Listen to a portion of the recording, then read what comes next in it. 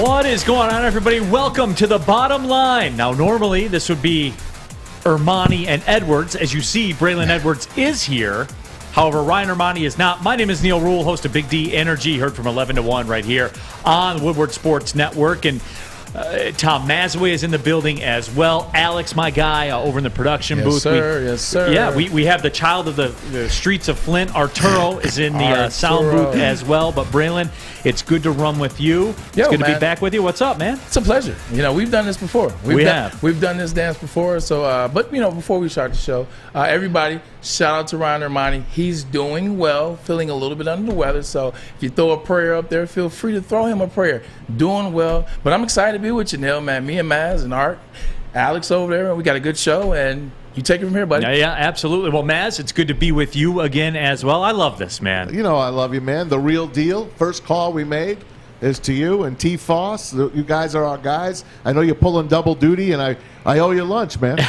No, absolutely. All I know is, and I was actually on the treadmill this morning at Planet Fitness, by the way, and I saw it was Maz. Maz. Yeah, I shut the treadmill off, you know, because I don't want to be one of those guys that answers the phone like, hello. No, like I shut the treadmill off. Whenever Tom Mazaway calls me, I'm answering the call. That's just the way it's always going to go down. But no, it is good to be here. Got a great show lined up for you, as we always do, both on Big D Energy and on the Bottom Line. We'll recap the Thursday night football action last night. Red Wings as well. The Dodgers are staying alive. We're going to talk a lot of Lions and Rams. Obviously, we're going to do that. JB Long, the Rams radio voice, will join us, and we'll get his thoughts on the whole.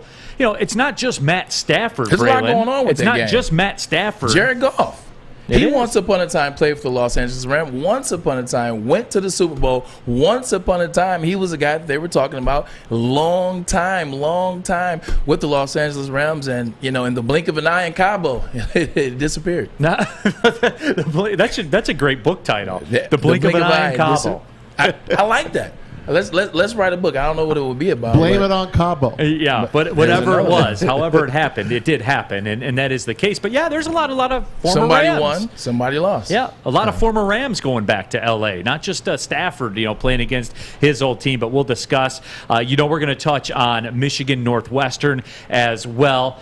Lots of Big Ten action going on. The NBA dropped their 75th anniversary team. Oh yeah, they did. Braylon's all fired up about it. You know, hey, my Knicks are in there. They flubbed up a little bit on that one, man. We will talk about that. We'll certainly break it down. Chris Spielman got enshrined into the pride of the Lions. I'm happy about that. My guy. We certainly will discuss. Steph Curry went bananas last night. We got Pick'em. I'm excited for the Pick'em segment because I got a whole new audience. Okay. A whole new group of competitors. Can you give us our Get Right I'm ready. Saturday night pick? I did. I gave everybody the Get Right. I want it on this show.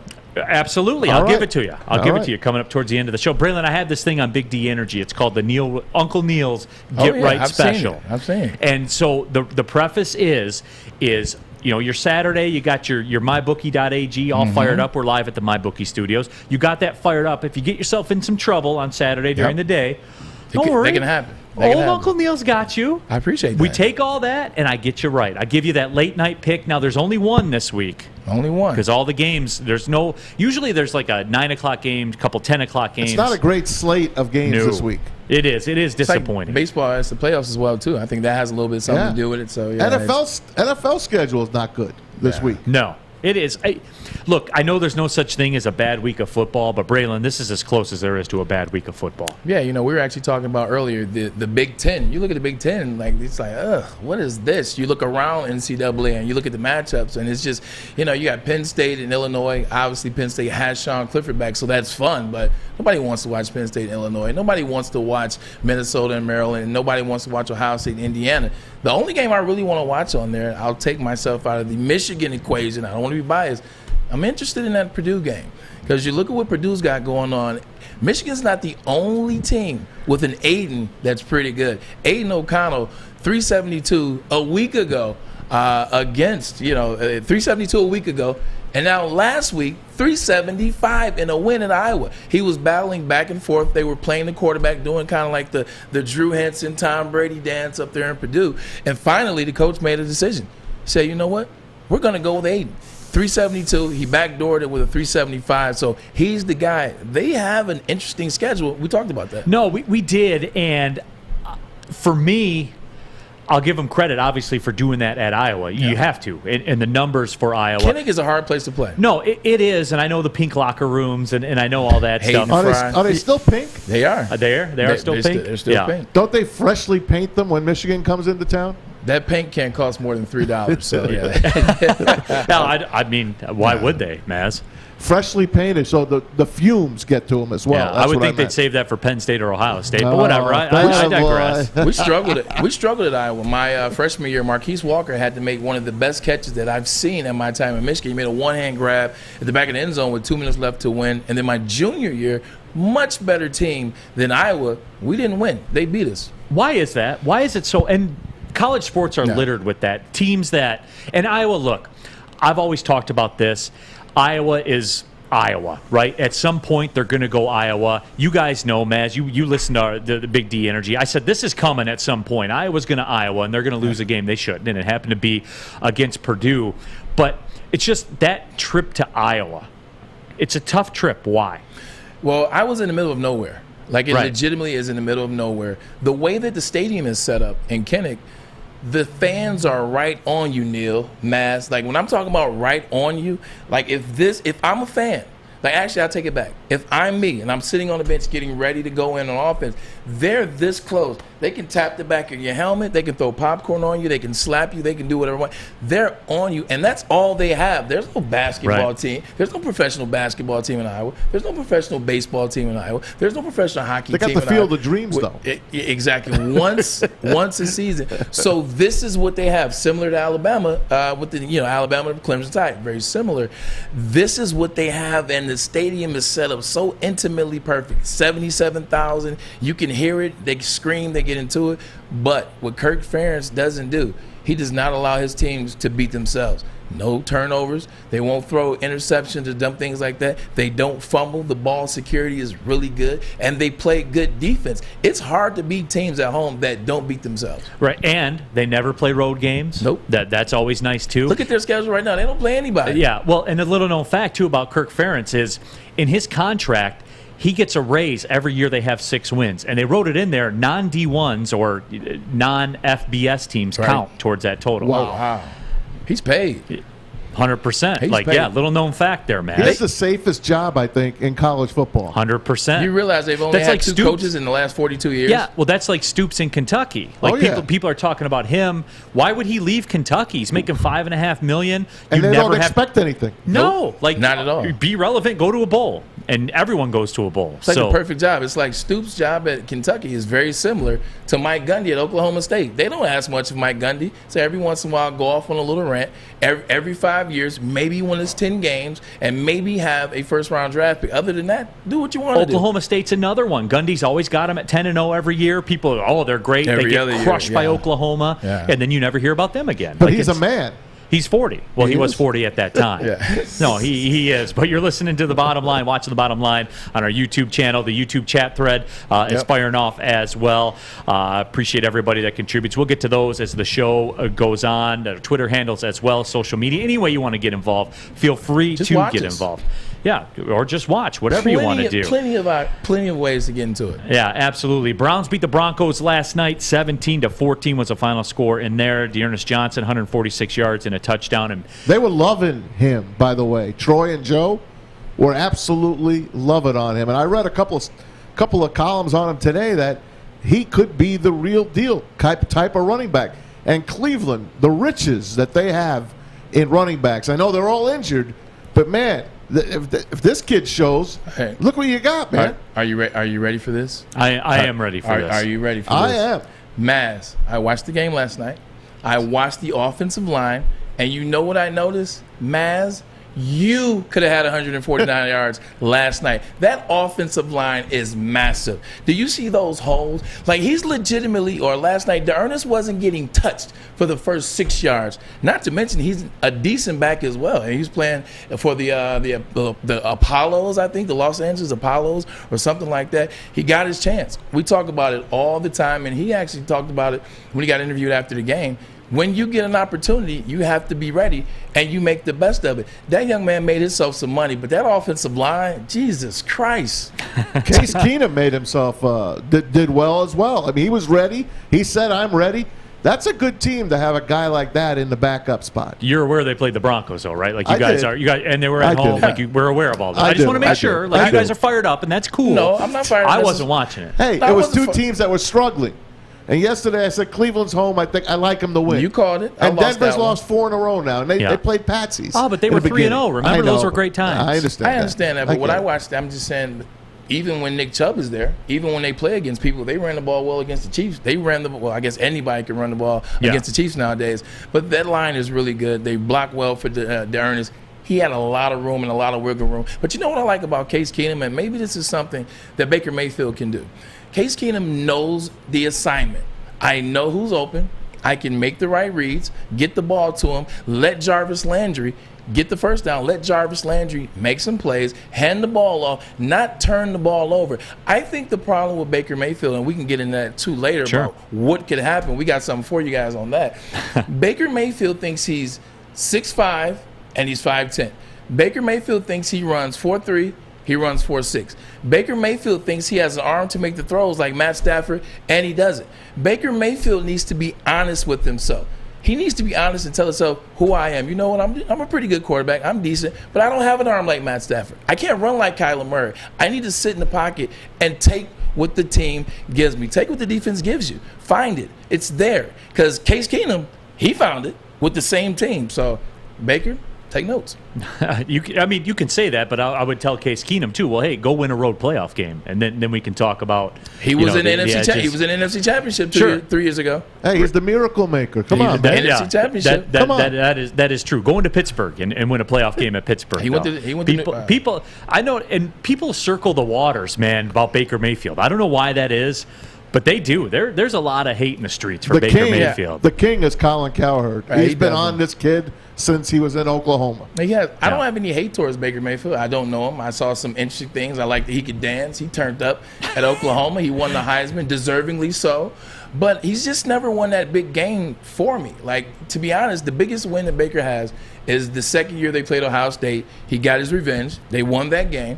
And then, obviously, in the playoffs last year, they did beat the Pittsburgh Steelers in Pittsburgh. Even though Pittsburgh lost 4 in a row, and that made 5, it's still Pittsburgh. It's still the terrible child. It's still like the Lions going into RFK and playing the Redskins. Maz remembers those days. I totally do. Still a good win, but he doesn't have he can't get the big win. Head-to-head this year, he had 2 opportunities to solidify himself in that category of elite quarterbacks, and he didn't. He lost both of them. Like, in college, couldn't beat Georgia.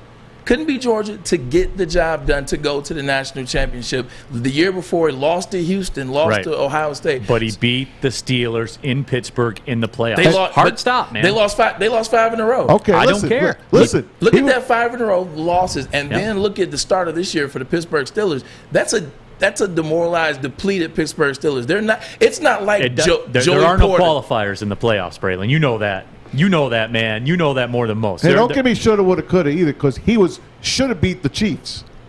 They could have been. They could have been in the Super Bowl. Patrick Mahomes didn't play. It doesn't count.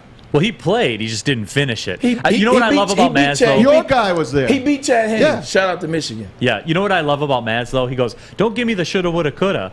And then he follows that right up with the shoulda, coulda, shoulda, woulda. That's why I love Maz, though. You know? Yeah, that's why we love Maz.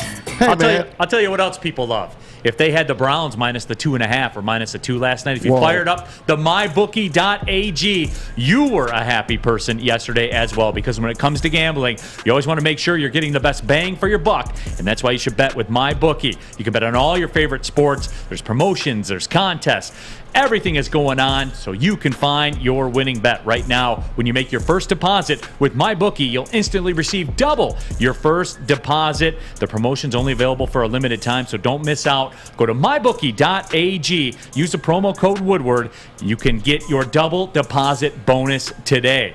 That's double your funds to double your winnings with the promo code Woodward. Bet anything, anytime, anywhere with MyBookie. Have a gambling problem? Get it together, guys. Call the Michigan Problem Gambling Helpline, 1-800-270-7117. Got to get us to a break right now, but when we come back, the Wings were in action last night. Darren McCarty's two former teams, the Wings and the Calgary Flames, and basketball and baseball. We'll get more on that. This is Woodward Sports Network, The Bottom Line with Neal Ruhl and Braylon Edwards. Fellas, football season is here. It's time to make your grooming experience easy like Sunday morning. Get to Lady Jane's Haircuts for Men. Walk in, relax, watch your favorite team play, and before you know it, your hair will be game ready. Get to Lady Jane's, open 10 to 8, 7 days a week. Walk in anytime. It's wicked awesome. Make sure you download the Woodward Sports app in the App Store and the Google Play Store today. Take Woodward Sports with you wherever you go and listen live on your phone or mobile device. Welcome back to The Bottom Line here on Woodward Sports Network. Neal Ruhl in for Ryan Armani. Rest of the squad is up in here, though. Braylon Edwards, Maz, Art, Alex is in here also. And right now, as promised, we'll welcome in the radio voice of the Los Angeles Rams. Also does games for the Pac-12 Network. He is JB Long. You can follow him on Twitter at JB_Long.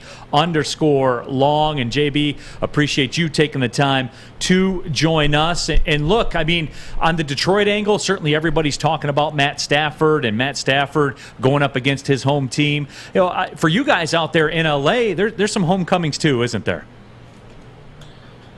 Yeah, there are a lot of them to talk about. In fact, I was going through kind of the Detroit Lions media release, and they did a really nice job presenting so many of them and kind of dedicating a page to each. Jared, the headliner, but Michael Brockers, I think, was integral in terms of establishing the culture, the work ethic along this defensive front that continues through Aaron Donald and Sebastian Joseph Day, and has become a real strength, real calling card of the Rams defense in this season. Aubrey Pleasant was one of my favorite assistant coaches to be around and to interact with. Even someone like Nickel Roby-Coleman on the practice squad, who I think got bumped up last week, was a joy to be around. So from Brad Holmes all the way through, that there is a lot of Rams flavor on this Lions rebuild. JB, how's it going? Braylon Edwards coming to you. How's the weather out there? Because it's pretty chilly here, man. It's pretty chilly here right now, man. I want to ask you a question. Talk about Jared Goff and how it just completely went south very fast with Jared Goff, the Los Angeles Rams, and Sean McVay as the head coach. It just seems like it went fast, quick. Talk about that a little bit for us. Yeah, it declined almost as quickly as it inclined in 2017 when Sean McVay took over and Jared Goff emerged into a two-time Pro Bowl quarterback with 40-plus wins, a couple of playoff victories, an NFC Championship game. If you had told me this is where we would be after that 2018 trip to New Orleans and the NFC Championship game win, I don't think I could have believed you. I mean, there was truly a time where my ambition saw Jared Goff's professional career. I'd covered him since his days at Cal, what he had done, turning that program around, and it felt like he was doing the same for the Los Angeles Rams, who were a 4-win team, when he arrived and played that rookie season. So it was tough to stomach in a lot of different regards. Unfortunately for Jared, he never seemed to take that next step from the Super Bowl and beyond. Part of it is a result of his circumstances. I think the Rams made some missteps with their personnel around him coming off of that Super Bowl. But I think what you're seeing now, where Jared is maybe struggling to transcend those circumstances, not necessarily able to elevate the other 10 around him the way that Matthew Stafford did through a dozen seasons, is characteristic of where the rubber met the road here in Los Angeles, too. And JB Long joining us here, the radio voice of the Rams, also does games for the Pac-12 Network. So when you're staying up late watching football here in Detroit, chances are you're hearing JB Long's voice on there. Grateful for his time. But JB, what about that too? And for the Lions fans here, and you know this well, because with Brad Holmes now in charge and making the calls on draft day and everything like that, what I've talked about with this Rams team is that you look at the success they've had without the aid of first-round draft picks. And if you ever talk to a Lions fan, JB, the draft has been the problem. Now you know the Ndamukong Suhs and you know the Calvin Johnsons and the Matt Staffords. That hasn't been the problem. The obvious picks haven't been the problem.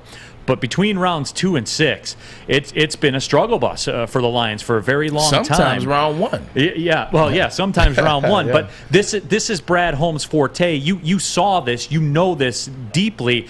I guess kind of make that case for Brad Holmes and what he can do from a draft perspective. Because all I can do, JB, to the watchers and the listeners is sell this hope based on a resume, but it's a strong resume. Yeah, well, how do your fantasy owners like Cooper Kupp? Are they doing a good job this season carrying them to weekly victories? Because he was a small school kid out of Eastern Washington and there were a lot of other good receivers on the board right in that third-round territory in 2017 when he became the second pick of the Sean McVay era. And there are numerous others, and they don't have to be draft picks necessarily. You look at Darius Williams, who does such a great job opposite Jalen Ramsey as the second corner. And if you're the second corner opposite Jalen Ramsey, you're getting a lot of work. You're getting thoroughly vetted, and he was sensational last season and again this year before he was injured. He was a waiver wire claim from Baltimore. So I think the Rams philosophically in recent years when they've been dealing these first-round picks have been committed to those top 100 picks on day 2 of the draft, finding values that other teams are overlooking. And I think Brad and Ray Agnew bring a lot of that to Detroit, and I think that will serve them well. But let's be serious, they also have to capitalize and find the next Ndamukong Suh or Calvin or whoever it is with those first-round picks that came with Jared Goff to the Motor City. JB, I wanted to ask you about when Matthew Stafford came over, the Cabo, the whole thing, how it all happened, how it unfolded overnight. Tell basically. the truth. I mean, what did you guys think about that when it actually happened? So I'll never forget, obviously that was in the height of COVID, and in California and Los Angeles here, we were experiencing it really badly. Finally, my family and I got out of the city to go for a quick overnight ski trip that we thought was for our 2 boys. And anytime you leave the zip code and you try and put your phone away, that's usually when breaking news happens, and that's exactly how it went down for the Rams and Matthew Stafford. It's interesting how Cabo kind of played into the offseason because the Rams went to Seattle and won a wild card game and were pretty vocal about sending their rival to Cabo. That's kind of like the the NBA says gone fishing, right? When the team gets bounced from the playoffs, I guess in the NFL it's see in Cabo. And the trash talking back and forth with Jamal Adams and some others is pretty good. Lo and behold, the Rams end up there the following week after Green Bay eliminates them. And it worked out, I think, for their short-term benefit because they found their next franchise quarterback. I think you always kind of run in opposite of what you have, right? And you look for what the deficiency that you weren't able to correct. And Matthew Stafford is in some ways antithetical to Jared Goff because he's so good off schedule. He's not the most mobile quarterback, but as you know, he's extremely athletic and use every arm slot angle to handle the various things that come at him when the play breaks down. And I could see why Sean McVay and Les Snead saw him as the best available veteran option to maximize what's left of Aaron Donald, who is in his year 30 season, and Jalen Ramsey's prime together. These windows where you have 2 Hall of Fame talents on defense and maybe the best defensive player who's ever walked the planet playing in their prime. You got that right. Can upgrade at the most important positions, and I can going all in that regard. JB Long joins us, Rams radio voice. I feel like you're talking about my hot ex-girlfriend, and I'm getting a little bit pissed here just hearing about it. But when he came over, when he finally got there, I want to ask you this, because I know the Detroit way of thinking. Mm-hmm. Do you think, let's say he was with the Rams for the past 12 years, how many Super Bowls do you think they would have won? Well, the last 12 years weren't exactly their sweet spot, right? Until Sean McVay turned it around, it had been a dozen seasons or more since they had gone to the playoffs and won a game. So he certainly could have, I think, managed some of that better and given them a better opportunity. What's cool about your fan base and even hearing you gentlemen speak about Stafford is the admiration that I sense still coming through. There's not a week that has gone by yet this calendar year, and certainly not this season, that I haven't heard from a Detroit Lions fan who's said that they've been there a second to just how much they respect not everything he did for that city. It's tough to say. This division's been so strong, right? Like Seattle had their time, the Niners rose to the top, then it's the Rams' turn, and now Arizona's undefeated and atop the NFC West. So would Stafford have taken them to higher heights? Would he have a playoff win if he were playing in horns for the last 12 seasons? Probably. I'd like to think so, but who are we to say? All right, well, JB, we certainly do appreciate your time coming on here on The Bottom Line. And, hey, I always do this when I listen to the games on Sunday. I always listen to the visiting team's radio feed on the satellite radio. So I'll actually be listening to you. Appreciate the time again. Thanks a lot. All right, Neal, thank you for the invitation. JB, let me throw one more question at you real quick. Just a quick one.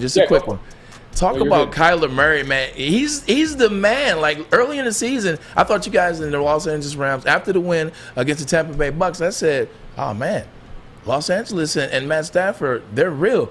But Kyler Murray, the reemergence of James Conner, A.J. Green, and J.J. Watt, are you guys in trouble? Do you think that out there in Los Angeles? Well, I appreciate what they did, kind of layering in those veteran stalwarts who elevate the standard, I think, and show them the right way to go about it, because that all plays into the thinking out here, right? It's an arms race. When Russell Wilson plays at an MVP level, when Kyler Murray gets drafted #1 overall, when the Niners go out and get Trey Lance, when the Rams trade for Matthew Stafford, this is for real out here. But what stands out to me, Braylon, about Kyler is he has somehow maintained or even captured that locker room, despite in Week 17 at SoFi Stadium having a chance to get his team to the playoffs and missing the better part of 3 quarters with an injury, and then kind of just meandering back into the game in the 4th quarter. And I can't speak for him and his physical presence, but a lot of us were looking around being like, man, with your season on the line, is this your guy? How's his locker room going to feel about him,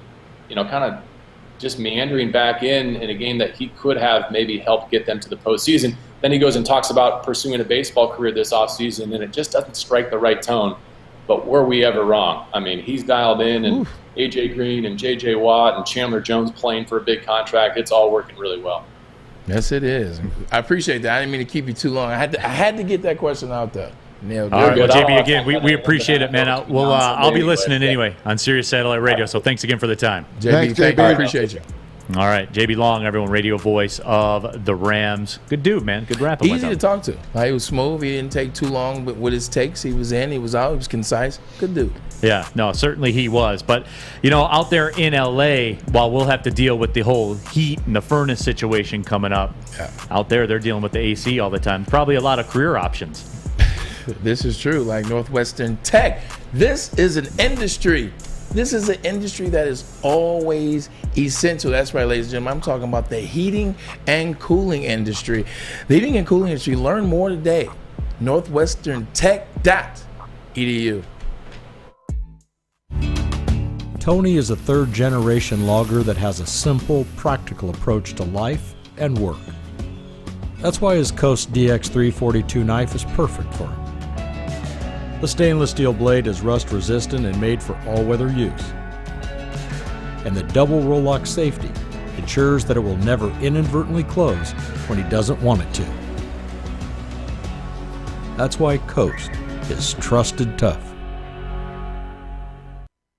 They haven't said one word about it.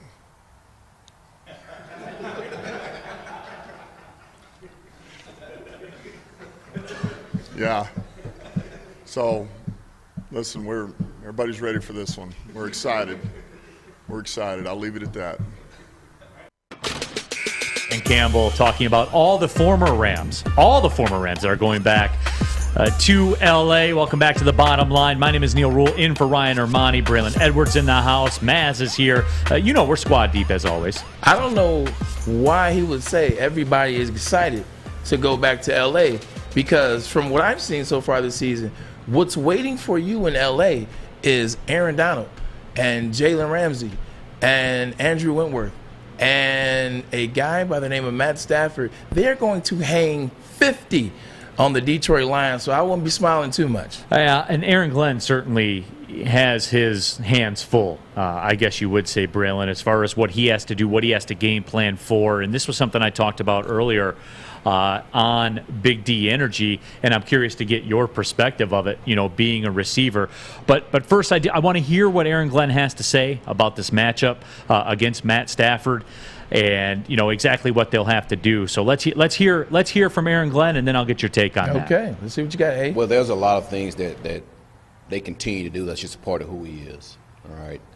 I think the one thing that has changed is there's way more drop back pass. All right, with Stafford, that it was with Goff for whatever reason, and that's McVay's decision.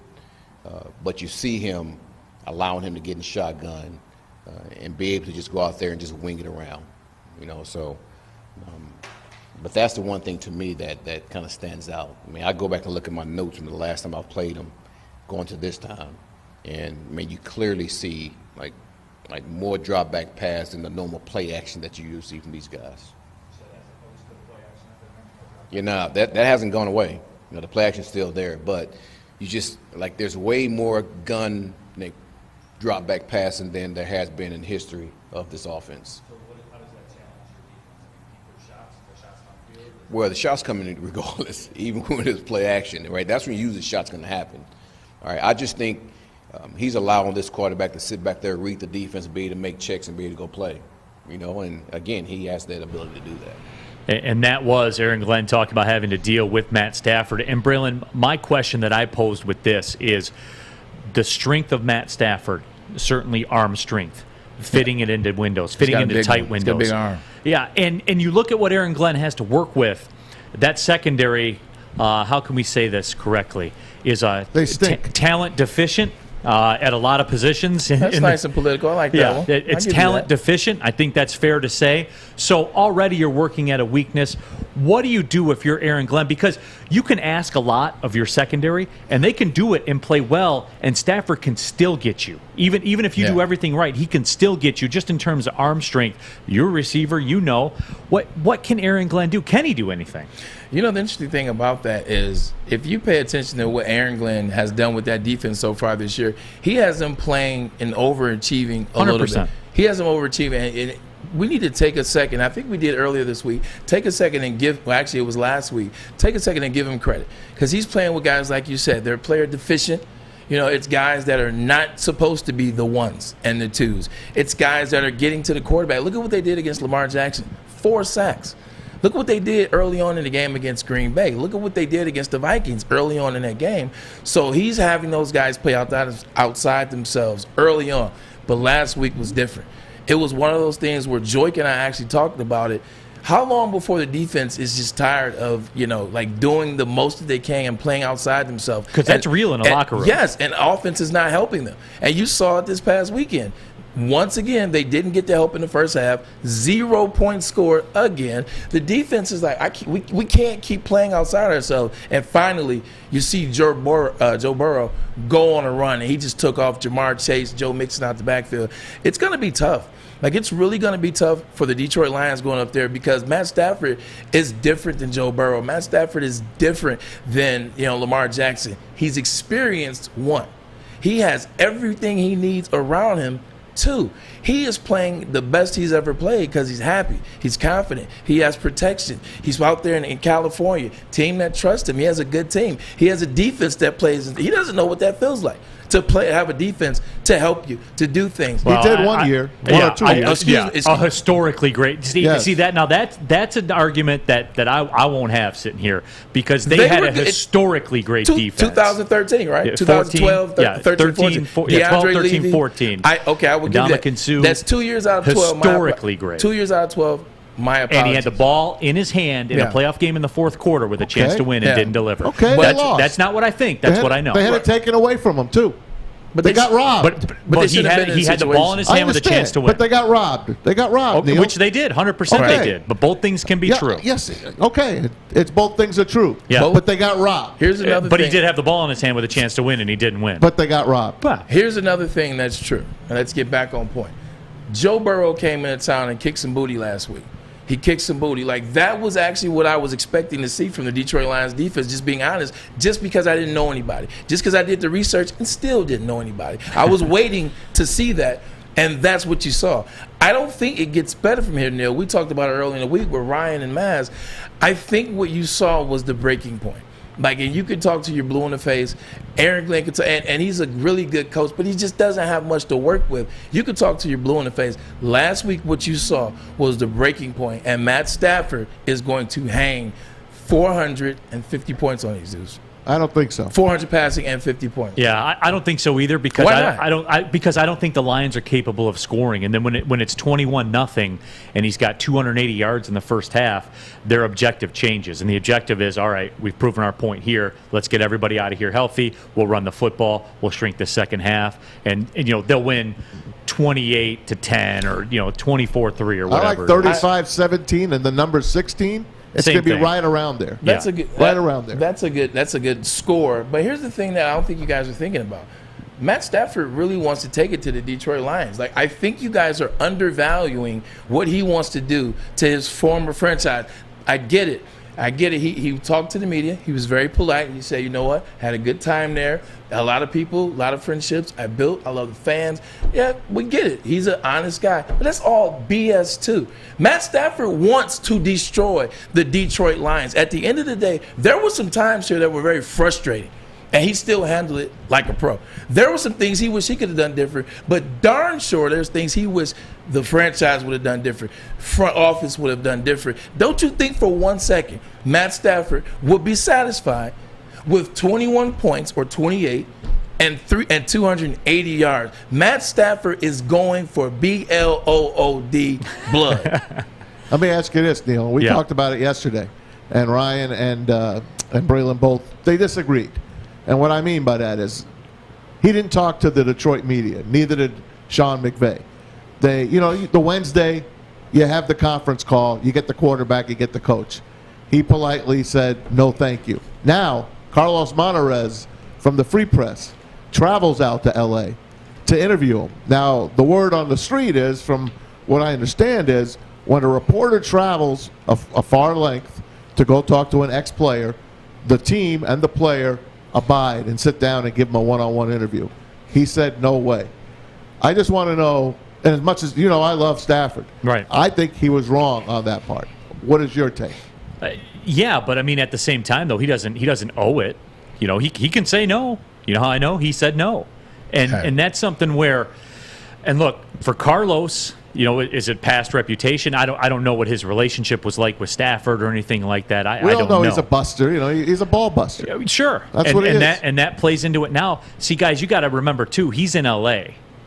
It's different out there than it is here or Philly or New York or somewhere like that. It's different. He can pick and choose. He's in that position right now, and they're riding high, and that's fine. And I understand that. For me, as far as what I want to see him lose games because it helps the Lions, and I'm a Lions fan. Right. So I hope he doesn't have success. I appreciate everything he did for the community. I understand that. I drive by the football field all the time when I'm going down to Detroit City FC. Yes, sir. And it's great, and I see the kids out there playing, and I'm like, that's cool because this would have been a vacant field without it, I'm sure. But he did it, and props to you, period. Now I want you to lose because you're gone and you ain't coming back. And I don't care. Like, I know there's a lot of romanticism. Not for me because I don't care. I'm not changing my stance on what I said about the not talking to the media. The media is trying to pull something out of him that has nothing to do with the game. Like, if he were to talk to the Detroit media, all they're going to ask him is about what happened in front office. Why can't you win? What was the process like when you asked for the trade? Who cares? Like, Matt Stafford is like, you know what? I'm 5-1. Like, I'm in L.A. I don't care about none of that. Like, I tell you a secret. When I got traded from the Cleveland Browns to the New York Jets, like, I got to New York, did the press conference, and they were asking me, it was like, hey, so you're happy to be here? It was a lot of questions about just being in New York. Are you happy? And then one guy asked me a question. He said, so, what happened in Cleveland? I said, I don't even know what that is. I don't even know where that's at. Like, what Cleveland? What's Cleveland? What are you talking about? When I got to New York, my attitude was I was a New York Jet. All I cared about in terms of displaying to the media was New York Jets. Gold Jets. We're 3-1. Young quarterback, Mark Sanchez, sexy Rexy. You know what I'm saying? Can't wait to play for him. He's a player's guy. He was a defensive coordinator for the Ravens when I was with the Browns. I love the guy. Everything that I focused on was the New York Jets and moving forward. I didn't care anything about the Cleveland Browns. And that's Matt Stafford. Matt Stafford said, hey, I had a great time. Love the fans. They still support me, and it's so special. I enjoyed my time, made good friends, and it'll always hold a special place in my heart. Now I'm 5-1. I'm about to go to the Super Bowl to hell with everything else. Yeah, and I got another answer for you about that, Maz, when we come back at the next break. I want to continue this discussion, no doubt about it. This is The Bottom Line. Neal Ruhl in for Ryan Armani, Braylon Edwards, Tom Maz. Well, you know the squad. We're squad deep. We'll be right back with more. We're baby. You know why realtors love using Hall Financial as a lender? Because of our commitment to speed and service. We have nearly 4,000 5-star reviews already. Call today, 248-308-5000, or go to callhallfirst.com. Make sure you download the Woodward Sports app in the App Store and the Google Play Store today. Take Woodward Sports with you wherever you go and listen live on your phone or mobile device. Hey guys, it's Maz for Legacy Partners Insurance. If you haven't checked your insurance, you know it's gone up, and who knows if you have the right coverage or not, but you should try them out. A local agent that knows the local insurance market. That's Legacy Partners Insurance. They're an independent agent, so they have the carriers fight for you. They want to get your business, so they're going to give you the best deal and the best coverage. Give them a chance. It doesn't cost you a penny. Call them up, 586-209-4106, or go online to legacypartnersins.com/Woodward Sports. Fill out the information. Someone from Legacy will get back to you. Make sure you tell them Maz from Woodward Sports sent you. Back at it here on the bottom line. Neal Ruhl, Braylon Edwards, Tom Mazaway here with you. Happy to have you all along for the ride on our YouTube chat thread. Arthur Smith says, as I told you guys, Aaron Donald is going to be the player who will lead a quarterback to the Super Bowl, and he probably now has figured out that he has a winning quarterback in LA and can win a Super Bowl, and he's a bad man. Make no mistakes about that. People dropping their predictions in as well. There's a lot of predictions that start with a 5 for the Rams number and a 1 for the Lions number, or they could be even single digits. But Maz brought up that point, and as far as Braylon this goes for Matt Stafford, he's Knack123 in our YouTube chat thread. Carlos never liked Stafford. He's a Detroit hater, just like Neal in Michigan. LOL, love you, Neal. We'll talk about that later with Braylon. Yes, we will. No, but for Matt Stafford, he's always had his guy, and that guy was Mitch Albom here in town. You know, maybe he's saving it. Maybe Mitch has an exclusive coming out. Tuesdays with Matt. Maybe. You know, maybe there's a book coming out. I don't know. When is it time to be a sports writer or not? I don't know. You know, I don't know what the answer is to that. But with all that being said, Braylon, you have your guys, and I'm sure you develop relationships with media people, and there were dudes you were cool with and dudes you were less than cool with, I'm sure. And the dudes you're less than cool with, you're not going to those people. Man, I was in Cleveland. There was a lady by the name of Mary Kay Cabot. Man. She's still there. She wrote for the Plain Dealer. You talking about a piece of work. But, you know, you're 100% absolutely right. You like, as a player, you like the individuals that call it straight. Like, yes, they will be a little favorable to you at times, but you don't mind if they call you out if it's a legit call out. Like, if they legitimately call you out on something that, you know, it was your fault, it was your bad, it was your mistake, it was your blunder or whatever, you don't mind that. You know, and when you do something well, they talk about that too, and they find ways to do it. But that's not what everyone does in the media room or in that press room. There are a lot of people that are just trying to get a story. There are a lot of people that are trying to, you know, switch your words, or they're trying to, you know, turn you up. Turn the gas up on your pilot so that you say something out of pocket. And I guarantee you, Matt knows that.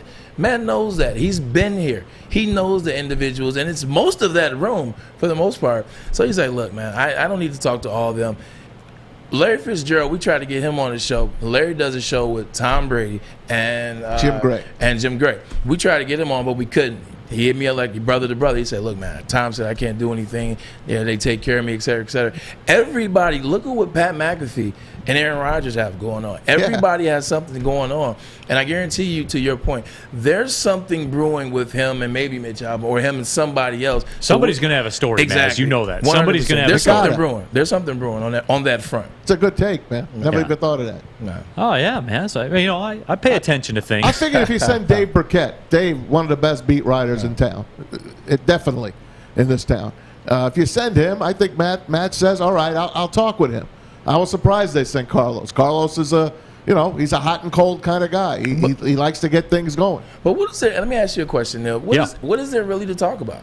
At the end of the day, well, right. I mean, and that's the bottom line. Yeah, pun intended or pun intended. Like, what is there to really talk about? Like, listen, it was a good divorce. Divorces are messy. Like 99% of divorces are terrible. It was a good divorce. They moved him in the place he wanted to go. They, in turn, got a quarterback they thought could be the guy just for a little while. They got some draft picks. It was a good decision. He had his time here. He moved on. He's 5-1.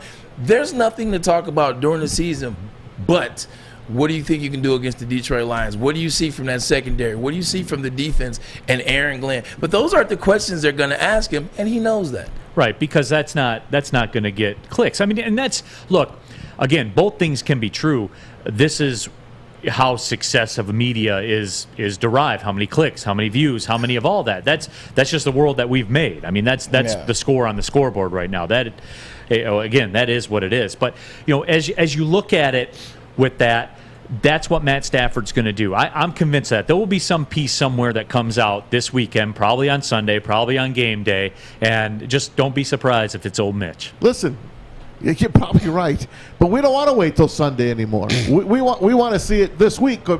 This is the Lions fans' Super Bowl. What's our real Super Bowl? The draft. This is as close to being at the draft. Losing that Super Bowl. But this is it, man. We're playing the Rams. We're playing our old guy. We're playing our guy. We don't care about the Eagles next week. I don't care about that game. I don't want to play the Cardinals. They're going to kill us. He used to be your guy. He used to be your guy. I'm just saying, as a Lion fan, I would have appreciated if he had talked to our guys here in Detroit. Well, he would appreciate it because you talked about him being an ex-girlfriend. That's now he's out there looking good. Now you're looking at Matt as ex-girlfriend. You're like, dang, I wish I would have treated her a little better. I always treated him good. Like I'm just talking about, but I'm saying he's looking at Detroit's like, dang, I wish I would have treated him a little better. I don't know how that came out. I was dumb in that relationship. I really blew that one, and he's over there like, yeah, you did, buddy. Yeah, but again, see me, I take on a little more. We always talk about he didn't win. I know. Go ahead, Neal. Well, there is that. Give him a running back. How about that? Let's start there. He had the only backfield in the history of football to have two guys go both over 500 yards rushing, 500 yards receiving. I don't want to hear that either. Oh, wow. One season joint. Here we go. One season. The same year they had a historically great defense. One season? I'm just telling you. One season. Yeah, you're telling me How one season. How many times did he have a 1,000-yard rusher? Once? Twice? Never. How many times did he have the ball in his hand? Reggie had 1,000 yards. How many times did he have the ball in his hand in the fourth quarter with a chance to win a playoff game? Where's the running back? Why is it always on him? Because that's the NFL, Braylon. You know what you play. Yes, it is. It's a quarterback game. Look at the salaries, man. It's a quarterback game. He didn't come through. I'm sorry. I can't tell you he did because when you go back to Google, he didn't.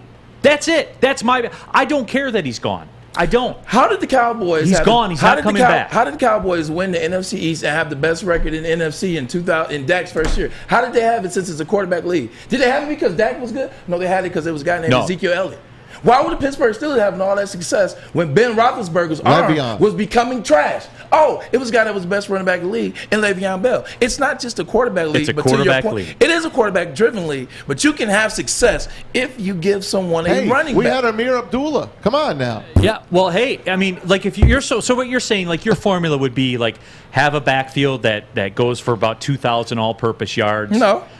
Maybe have like a top 10 defense in the NFL. Maybe a historically great defense. That would be the formula because he had that. Well, typically those are the teams that win Super Bowls. But at the same time, you're talking about Stafford's tenure started in 2009, and then it ended in 2021. So if you think about when it started, the league has gotten to the point that it's got with Mahomes and Herbert and Derek Carr and as the list goes on. Within the last 4 years, Deshaun Watson, who might become a Dolphin. Even before that, it was Manning and Brady and Drew Brees. But those are the best. In 2009, I can name some running backs that were balling in, and the teams were having success as well. Look at the year that David Johnson had with the Arizona Cardinals. And then they had Carson Palmer. Carson Palmer was like, shoot, I can just keep giving the ball to this guy. Look at what's going on in Minnesota. Look at the success because of Adrian Peterson. Marshawn Lynch. Like, that was that era when he first started. Now, to your point, it definitely is a quarterback-driven league now. Yeah. Well, again, that was a Russell Wilson production. You know, I mean, that's what it is. It's a quarterback league. Guys make plays. I was on that team. Russell Wilson wasn't throwing the ball like that when Marshawn was balling. Russell came later. I got there in 2012, his rookie year. Marshawn Lynch still was the guy on that team. Russell didn't even have but maybe 2,900 yards. Right, but then when he did pop off, what happened? Then they won a Super Bowl. No, the Super Bowl. Look at his stats from that Super Bowl season. He's had like 3,100 yards passing. Right, and how many picks? Like he's not a guy that throws picks. Stud, right? He's a stud. I'm not hating, but and how many rushing yards? You know what I'm saying? Like you have to. That's a non-negotiable. And save me the Trent Dilfer stuff. You know, you want to go through 55 Super Bowls or whatever and pick out one time. Okay, cool. Those are the same people that will say, "Hey, let's go get a quarterback in the fourth round of the draft." You know, those are the same kind of people to give you one outlier. But still, with all of that, man. That's my Stafford legacy because I want to win, and I'm a Lions fan, and I was a season ticket holder for a time as well. I want to win, and he had a chance to do it and didn't do it. And you know what? The worse they do, it's a better for the Sounds team like I you're root hurt, for. man. I'm not hurt by it. He didn't get the job done. Period. I'm a pro about it, Braylon. I move on. Yeah, no, as a Lions fan, I feel the hurt. But here's a good one, too, though. I throw one at you. Who's the quarterback right now for the Detroit Lions? Jared Goff. When he had his success and he went to the Super Bowl, there was a running back that was the best running back in the league. 1,600 yards, 23 touchdowns. He made it easy for Jared Goff with the passing game, with Todd Gurley. Then they had C.J. Henderson. But what happened with Aaron Donald? I know you're an offensive guy, but Aaron Donald was okay that year too. But I'm talking about him on the offense. We're not talking about the defense. We're just talking about the success on offense. What happened when Todd Gurley fell apart? What happened when C.J. Henderson became the guy? What happened when they traded everybody again? You started. They went on the road and won a playoff game. But you started to see the chinks in the armor of Jared Goff. I was told one playoff game is very hard to win, and it is. I won 4. Slowly but surely, you saw Jared Goff's confidence go down. Slowly but surely, you saw Sean McVay's confidence go down. That's because they didn't have the running game they used to have. The Jets went to 2 AFC Championship games with Mark Sanchez. I was in both of them. I know that. But the first time we went, guess what we had? We led the league in rushing at Thomas Jones and Sean Green. We led the league in rushing. That's how we even got there. If we didn't lead the league in rushing that year, we would have been 6 and whatever it is, 6 and 10. Would have been 6 and 10. But we led the league in rushing. That's how we got there. And the next year, LaDainian had another 1,000 yards. Don't sleep on the running back. All right. Well, Braylon, let's do this, and we'll take a break. When we come back, I want you to give me the how. Like, I know, give me the how. How can the Lions beat the Rams? And not just, hey, take care of the football, don't turn it over. Give me like a blueprint for how they can do it. Bring a shotgun. All right. Well, you'll give me the blueprint, I think, when we come back. Are we talking dream sequences here or no? No, I want to know. Yeah, I do. I want to know from a football mind, like, what is the game plan to get it done? Now, a little bit later on, we'll be joined by Doc Maakaron from Sports Illustrated on the Lions beat. We'll get his thoughts as well, all that and more. This is The Bottom Line right here on Woodward Sports Network. I'm looking to bring on another HVAC tech right now. We are recruiting 5 to 10 techs a month. We're looking to grow and expand. Every new tech we hire is from Northwestern Tech. The hands-on training is fantastic. They're always my first call. We love hiring Northwestern Tech grads. They come out trained and ready to work. Our program is only 10.5 months, and our next classes are starting soon. So why wait? I'm looking to hire a graduate of Northwestern Tech. Northwestern Tech. Northwestern Tech. Northwestern Tech. Look, guys, we're a simple bunch, everybody. We're pretty easy to figure out. We like football on Sunday. Even if it's Lions football, we're still going to watch. We like the feel of a TV remote in the palm of our hand so we can flip over to Red Zone to see how the fantasy team's doing. We like things uncomplicated. I'm the king of this, everyone. Like Lady Jane's Haircuts for Men. Walk in, sit down. Before you know it, your hair is perfect, everybody. Lady Jane's open 10 to 8, 7 days a week. Walk in anytime because it's wicked awesome. Back at it here on The Bottom Line, Woodward Sports Network. Neal Ruhl, Braylon Edwards, Tom Mazaway in the house. Happy to have you all along for the ride. We're talking Lions, Rams, and here we go on the YouTube chat threads. Neal's a Michigan hater. Didn't know he was a Stafford hater, too. Again, that's not being a hater. That's what it is. That's my lasting memory because through all of this, didn't win a playoff game, Matt. And Maz, I don't think I'm out of line. I'm not. I qualified it. I said I love what he did for the city. He was an advocate for the city, sir, and he put his money where his mouth was. Yeah. That's a factual statement. But when the ball was in his hand, and I know the refs jobbed him, I know they did. But through all of that, the ball was in his hand. He didn't get it done, man. Neal is 100% right. Like and that's what we talked about when they did that ESPN fluff piece that made him look like, he got the SH end of the stick. Right, but Braylon, that's my point in all this. I'm on your team. They act like he's Andy Dufresne and he got out of Shawshank Redemption and he crawled through the pipes and went up to that ring like that. No, you're 100% right, and I agree with you. Like legitimately, they made it seem like he never had a chance to play in a big game. Newsflash, he played lot of big games. He didn't play well in those big games. He had opportunities to make plays. And he didn't. You knew what was going to happen with Matt Stafford early on in the first half. He was going to make dumb turnovers, dumb plays. At the end of the game, because he's strong, because he has a big arm, because he's a tough guy, he was always going to be in situations to win games, but he wasn't going to win the games that he was supposed to win. He couldn't beat Aaron Rodgers. We understand that. Like, he had a bunch of chances. Calvin Johnson, Megatron. He had opportunities. He had players. Defense. You talked about the defense with DeAndre Levy. Talked about Ndamukong Suh. Talked about Nick Farrell. Talked about D. Slay. He had opportunities here. Couldn't get it done. And it was some of his fault. It was a lot of the GM and the front office fault. But That's fair. But he's definitely not exempt from blame. He has some blame on him, too. I knew we'd find some common ground, Finally, Braylon. we got there. We got Man. the longest. There we go, it is. man. I knew we'd. Man, does that make you feel good? You could blame 31 quarterbacks a year then. Is there only one good quarterback a No, year? you can't blame the ones that have done it before. That's my point. You can't blame the ones that have done it before. If we because went they've done. through- At what point do you put somebody on your back and say, we're winning today? Yeah, and that happens all the Those time. what Hall of Famers do. They do. Even But very good players. But you told me he was a Hall of Famer. I think he could be a Hall of Famer. He's got to win playoff games and win a Super Bowl. That's what we're saying. See, the flip side of that coin, he's a Hall of Famer. There's no doubt in my mind he's a Hall of Absolutely. Famer. You look at the numbers that he's put up, there's no way you can keep him out, even if he doesn't win a playoff game. One playoff game? No, this is I'm not. This Yeah. is just I'm asking. Well, I would say the difference is if he wins playoff games or wins a Super Bowl, he goes into the Hall of Fame as a Ram. If he doesn't, if they don't win, That's a good win a point. playoff game, he'll go in as a Lion. Who would you take? And Mitch will write the story. Who would you take first in terms of if you're picking Hall of Fame quarterbacks and you had Matt Stafford and you have Phillip Rivers and you have their body of work? Which one of those do you put in the Hall of Fame first, or neither? Probably because to me, a lot of people question if Phillip Rivers is a Hall of Famer. He's won playoff games. And he's stat-wise, he's there. He's there. He's got more yards, more touchdowns than Eli Manning. He's right next to Ben Roethlisberger. Shout out to that 2004 draft class, which is an amazing one at the quarterback position. That's an interesting one. Yeah, that is very. I'm not interesting. putting Matt Stafford in over Phillip Rivers. And I like your take, Neal. If Matt wins a Super Bowl, Matthew, he's got to still go in as a Lion, don't he? No. Lions Rumble 81, our YouTube chat thread says you got to remember he's the quickest to throw for 40,000 yards. I mean, that's not nothing. That's 40,000 yards, and he's the quickest to ever If you're do throwing it. the ball 50 times a game because you're always down and behind, it's a little easier to get there. But I don't want to discredit him because you still got to be able to make those throws and get it there. Matt Stafford will always be. But that won't matter. He will always. John Kitna threw for 4,900 twice here because all they did was throw the ball. But I'm not saying that he's better than Matt Stafford.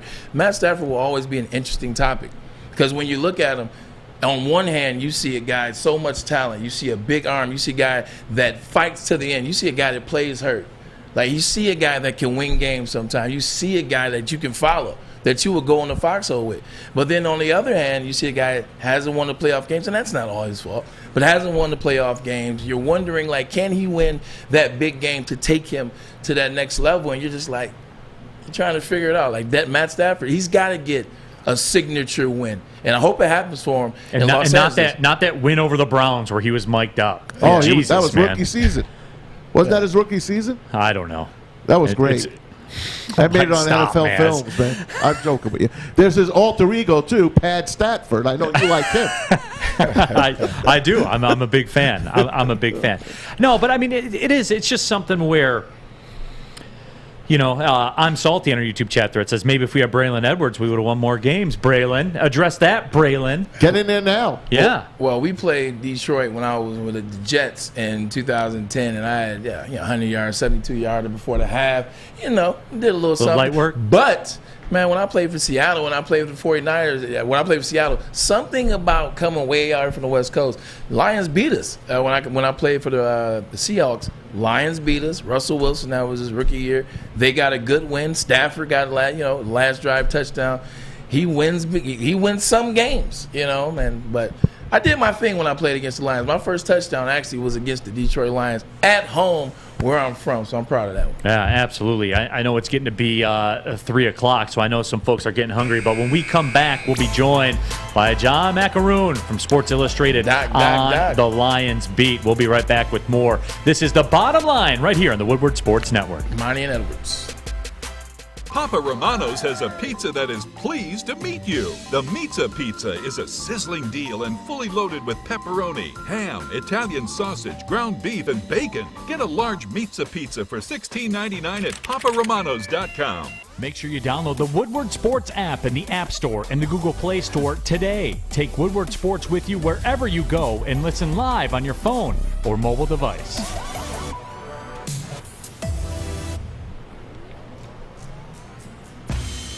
Back at it here on The Bottom Line. Neal Ruhl in for Ryan Armani. Braylon Edwards in the house as well. You know Maz is up in here, too. You know we're squad deep with Art and Alex also the as Maz well. Chair.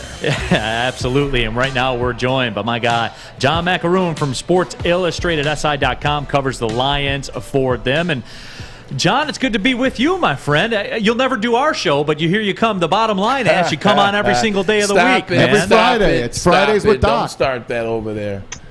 Neal, I'll tell you this. I got so much love for you. You can speak on anything you want. You didn't invite me. Braylon, Tom, Ryan, they sent out the invite. What do you have to say to that, buddy? Oh man, were you off the Wi-Fi or something? The text wasn't going through. I thought you were ignoring me, man. I thought you were hating on me, John. What's up, man? How you doing?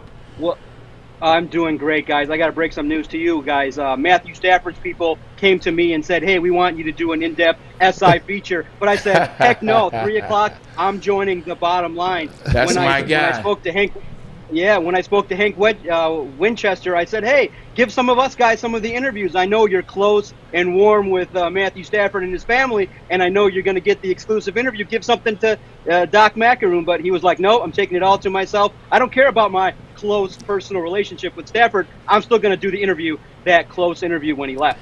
You know when it came down to it, he was going to go talk to Mitch anyway, though, John. So I appreciate you popping on with us. So I was going to ask Braylon this question. I'll ask you. Give me the how. I mean, how can they do the unthinkable and stop with the food poisoning and the bus accidents and all that kind of stuff? I mean, theoretically, what could they do to win this football game? Even though they can't, but what could they do? Yeah, nobody expects the Detroit Lions to go out to SoFi Stadium and get the W. But Aaron Glenn talked to the reporters this week, and he basically said the secondary has to lock in on Matthew Stafford, not get fooled by the eye candy. When I rewatched the game against Arizona, that defense was able to do some things and get some pressure on Matthew Stafford, force him to kind of, have a little bit less time in the pocket and caused an early first half interception. For the Detroit Lions to have a chance, and it's the age-old adage in terms of how do you win football games against good teams. You have to have some luck go your way in terms of a turnover here or there, potentially getting the ball first, and having DeAndre Swift and Jamal Williams play their best football game, control the game from start to finish, and hope that Matthew Stafford and that team out there in Los Angeles kind of have one of those off days. I know you guys were speaking earlier on, the Rams dropping 50 on the Lions. That's not going to happen. Dan Campbell and the coaching staff are going to have a game plan to try and slow down the game. So, yeah, I do think it's going to be a tough afternoon for the Lions. I do see a loss in the neighborhood of, 31 to 15-ish in that range. But I don't see Matthew Stafford pouring it on the Detroit Lions. But for the Lions to have a chance, I do think you're going to have the likes of Amani Oruwariye, Tracy Walker, and the defensive line really put some pressure on Matthew Stafford, make his day a little bit uncomfortable. Actually, I'm a big fan of Amani Oruwariye. I liked him at Penn State. But please, Doc, do me a favor. Don't compare the Detroit Lions defensive line that they have now to the Arizona Cardinals defensive line that features Chandler Jones and a revamped J.J. Watt and Budda Baker in the secondary, one of the best safeties. So don't try to compare what they did to what the Detroit Lions can potentially do. I got a more fun question. It goes back to what you said. Why not? Why can't Matt Stafford hang 50? Why won't he hang 50 on him? What he wants to do, the ability that he has, the freshness in his legs, the pep in his steps, Robert Woods, Cooper Kupp operating at the highest level at the wide receiver position in the NFL. It's at SoFi. Why not? Why won't he? I just watched Joe Burrow come into Ford Field and throw for 37 points on him very easily, and it could have been more. Yeah, absolutely. And it goes to that killer instinct. Do you think Matthew Stafford wants to embarrass Dan Campbell and the Detroit Lions? Look, he doesn't know Dan Campbell. Listen, in terms of what I've seen with Matthew Stafford's demeanor, I think that, by the time it's, a 3 to 4 touchdown lead, they probably would take him out of the ball game and run the football, slow it down. I don't believe that in this day and age in the NFL, unless the Detroit Lions have a similar performance like they did against the Bengals, where a lot of the effort wasn't exactly where it needed to be. This is the Lions Super Bowl. This is the game where I expect the Lions to kind of be on point and to play their best game. So in that vein, I think Aaron Glenn, a veteran defensive coordinator, has played against Matthew Stafford and has had a little bit of success. So I don't believe that all this week of preparation is going to lead to a complete collapse. It's just a talent issue. The Los Angeles Rams have a more explosive offense, a better defense. But if the Detroit Lions can slow it down, and you've got to recognize too, Braylon, that in the National Football League, teams let up. I don't believe that Sean McVay is going to go out there and try and embarrass the Detroit Lions. I would expect a lot of handoffs once it gets to 3 and 4 touchdowns at that point in the game. Same guy that lied about, organically meeting in Cabo. Yeah, that guy. Okay, my bad. Hey, Doc, you are a doc, and we're lionized here in Detroit. Obviously, all the fans here, we feel it. We really don't have anything to root for during the football season. Everyone's got a second and third team that they root for. They have their announcers they want to watch. They watch the America's Game of the Week, Sunday Night Football, Monday Night Football. What can you tell the Lion fans? What do they have to look forward to, or how should they be thinking at this point in their lives? Yeah, so for me, I just have a couple thoughts about Lions fans. One, stop romanticizing with Matthew Stafford. I'm of the opinion that once he stepped into Sheila Ford Hemp's office and said, I want out, he quit on the organization. So now you cut the cord. End this romanticizing about Matthew Stafford, cheering for him. Neal made all the great points that I would have made in terms of, if you root for the Detroit Lions, let go of this notion that Matthew Stafford was this great quarterback for the Detroit Lions. He was a number 1 overall pick that was tasked with winning, and he got a boatload of money in order to be the face of this franchise. So now I'm of the opinion that you have to fully support Brad Holmes and Dan Campbell in this rebuild. Embrace the fact that any loss from the Rams and Matthew Stafford helps you in terms of moving up in the draft order. And I think that so many Lions fans, when you talk about the draft, are so jaded. They don't understand that Brad Holmes has a track record of success in terms of selecting players, and that's why he's now has this opportunity. So when you say, hey, it's good to tank, it's good that the Lions are 0-6, about to be 0-7, you have to stop with this fatalistic thinking that the Lions and the draft are always going to miss out. Yes, they have in the past, but you have to, if you're a fan, put faith in Brad Holmes that he's going to go out there, use the sole benefit of Matthew Stafford, those extra draft picks in the first round, and hope that Brad Holmes can select players on the trenches and find the next quarterback that will lead this team. You have to have hope and move on from Matthew Stafford, because he, for the Detroit Lions, ended up being he amounted to nothing.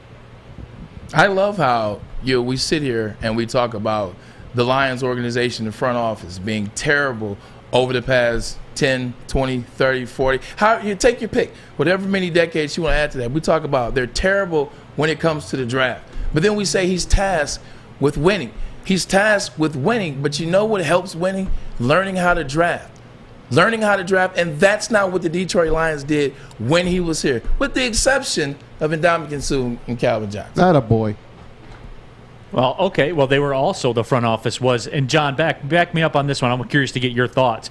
He made almost $250 million while he was here. Yes, it does matter. Yes, it does. He's a quarterback. He signed the contract. So what? So it was so awful here that he signs a contract. He's not a bank robber. No, they paid him.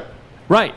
I understand that. What is he supposed to do? But if it was so awful, why'd he sign the contract? Because if it was so awful. He's a loyal guy. Like Matt's a loyal guy. Look, I'm not taking up for him like he's my friend. Like I know him. It's not like that. Yeah. And I'm not even coming from the player point of view. I'm just saying he's a loyal guy. He got drafted here. He wanted it to work here. He embraced himself. He and his wife. He had the Ford commercials. He's a Ford tough guy. Like legitimately, help him out. Okay. Period. And then when it was time to re-sign, he said, yeah, the tools are in place here for us to win. And then they didn't. John, your thoughts?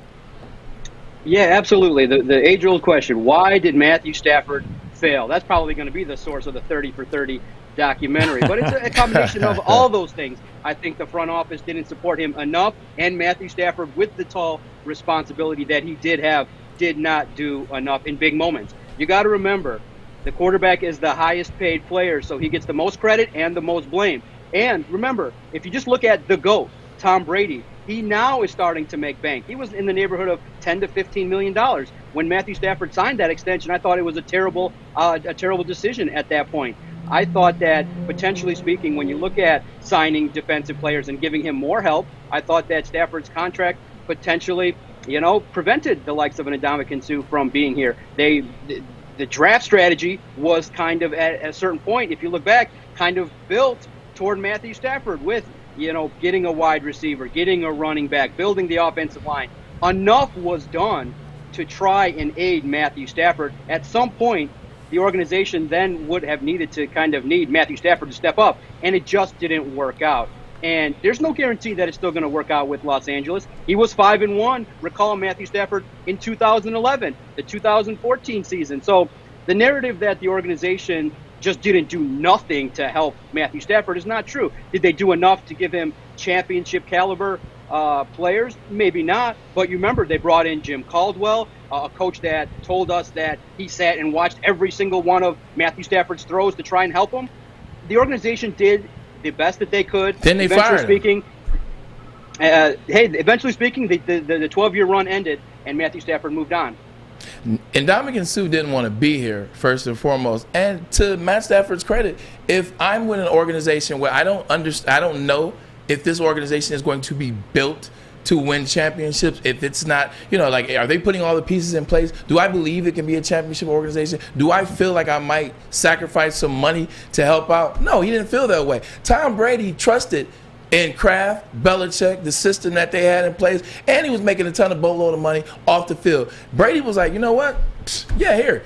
I don't need all this. Just get something, because I know you're going to put something in place for us to go back next year, back the following year, back the following year. That was the difference in Tom Brady taking less and Matt Stafford in Detroit taking more. Well, I'll say this, guys, in regards to Matthew Stafford. If, you look at a player of that caliber who is the face of the franchise, and you say, okay, I'm not happy with the direction, isn't it incumbent upon you to do more to say, hey, if you're going to take a second-round pick, get better than Kerryon Johnson? Speak up a little bit. Take ownership of the job that you have in terms of saying, hey, if we don't like this guy, make sure you speak publicly. Speak through the media. Speak any way you can. We want Ndamukong Suh. This is a foundational piece of our defense. The reason why Suh left was because he knew probably that he was going to have the most opportunity to earn somewhere else. But if in Detroit, Matthew Stafford wanted to be that guy, I thought that he came up short in the leadership department with the front office. I thought that he could have did a lot more. You hear after Matt Patricia comes in, you hear year one that everybody's unhappy. Matthew Stafford could have easily, in one conversation, gotten Matt Patricia dismissed and moved this along. You've seen coaches come in for 1 year. But what he did was, he was a company guy.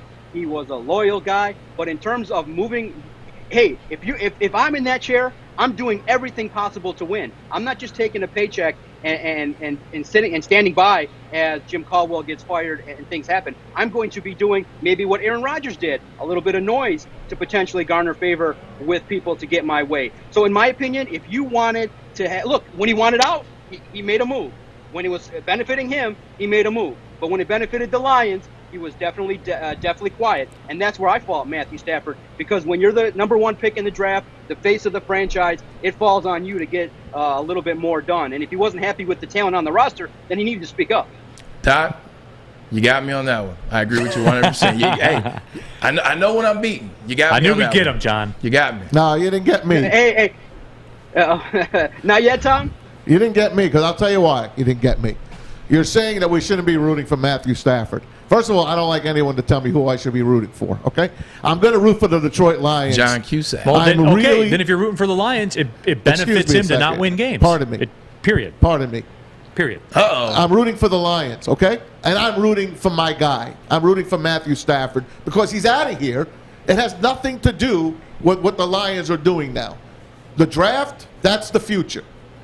I want Matthew Stafford to leave here and to win a Super Bowl. That's my choice. And guess what? If it meant anything, who I'm rooting for, the Red Sox never would have won. The Patriots never would have won. So it's meaningless who I'm rooting for anyway. So it's a moot point. But what I So want are you to doing that on purpose? No, I'm not. I just want to ask you about Jared Goff. You're out there a lot more than we are. Has the monkey been on his back all year because he's looking at Week 7 going out to L.A.? Do you think he has his coming out party here in L.A. and going forward he gets better? He goes back to the guy that won 6 playoff games.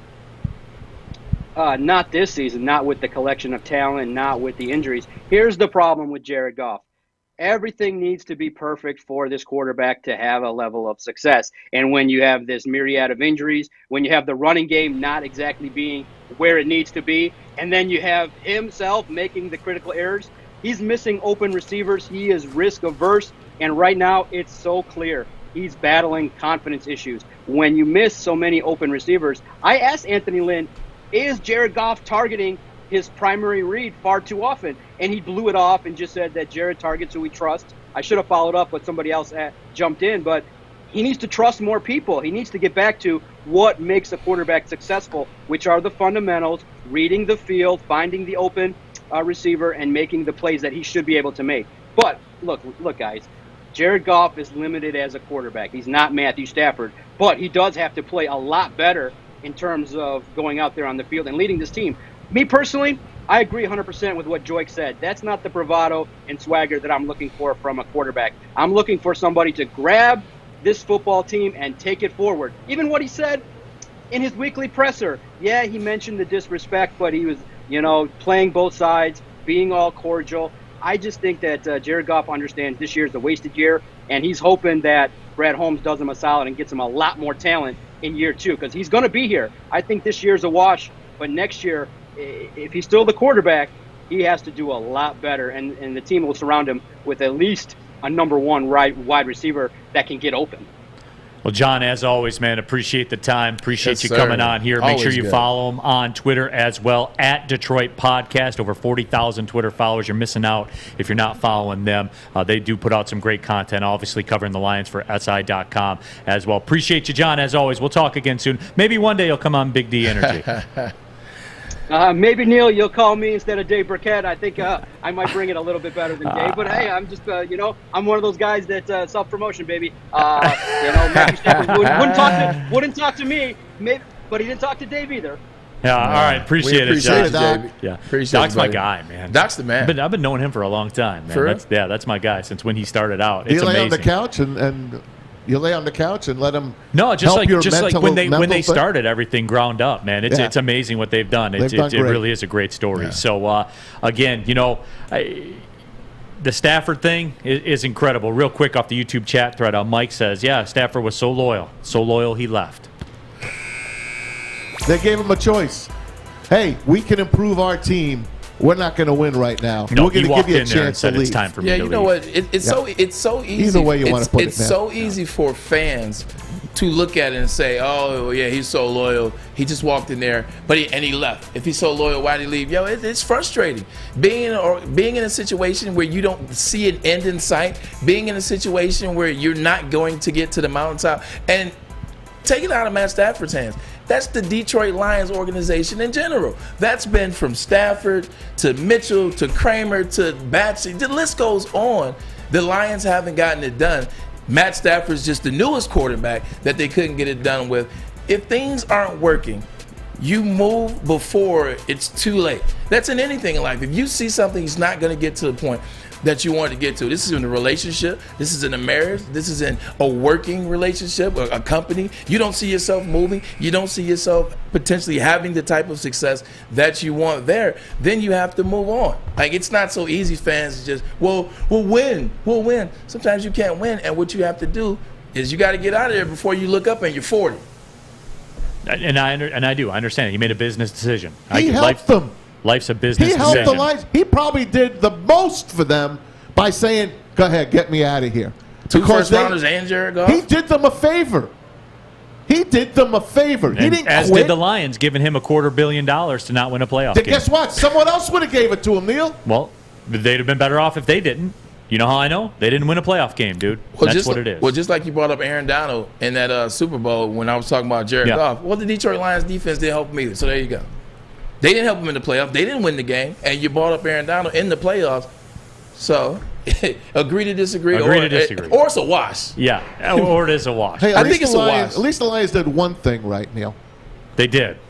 They did, and that is honoring Chris Spielman. And, you know, you look at what they did, putting him in the pride of the Lions. And it was very cool. And, look, the Lions organization that did a lot of things wrong. There's no question about many things. They're still doing things wrong. Yeah, we've been talking for an hour, about what they do wrong. Be talking to Christmas. But one thing they did do right, and they put out the video of it and everything like that. They are going to honor Chris Spielman into the pride of the Lions. They're going to do it on Halloween Day, the day against the Eagles. And if you haven't seen it yet, go to @Lions on Twitter and take a look at it. They did it very cool. They had him come in and do a read like he was doing the script show for it it. to you. Oh, we do have the video. Yes. All right. Yeah. After the break. After the break. Well, let's do that then. When we come back, we'll show you the video. It was really cool. You're watching and listening to The Bottom Line. Neal Ruhl in for Ryan Armani. Oh, yeah. Braylon Edwards as well on Woodward Sports Network. Okay, you thirsty little spin goblins. I want you to pedal into the next dimension. Spin it! Spin! Spin! Uh-oh! Carmen's falling behind. Let's give her the hiss of shame. Spin! Spin! Spin till you bleed! Don't ride the bike of shame.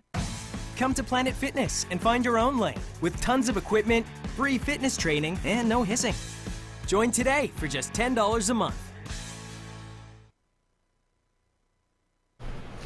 I guess I need the mic. It's Maz for Underdog Fantasy, and you know you could pick a new team every single day because let's face it, by this time of the year, your fantasy team is probably in the garbage. I know Art says, but I was happy that he traded me Lamar Jackson anyway. But thank you, Art. I love you for that. Let's talk about it, right? Through their slick mobile app and their user-friendly site, you can join a league and draft a team in minutes. Plus, the folks at Underdog Fantasy is going to give you a free $10 play if you put $10 in and use the promo code WSN. So visit UnderdogFantasy.com, the App Store or the Google Play Store. Use the code WSN, put $10 in, and they will match it with a $10 play of their own. That's Underdog Fantasy, promo code WSN. Back at it here on The Bottom Line. Neal Ruhl in for Ryan Armani, and we have that video footage. This was something really cool that the Detroit Lions did. And again, for an organization that's done a lot of things wrong, take a look at this, how they let Chris Spielman know that he was going into the pride of the Lions. You get half a step to your right. Good. Yeah. On Sunday, October 31st, we take on the Philadelphia Eagles. We're celebrating the Lions Legends community as part of our annual homecoming, celebrating at Ford. All right, here we go. On Sunday, October 31st, when we take on the Philadelphia Eagles, we're celebrating the Lions Legends community as part of our annual homecoming celebration at Ford Field. At halftime, we will honor one of the greatest Lions ever. Four-time Pro Bowl selection, he helped the team to 4 playoff appearances, 2 NFL Central titles, and a berth in the 1992 NFC Championship game. What are you guys doing here, man?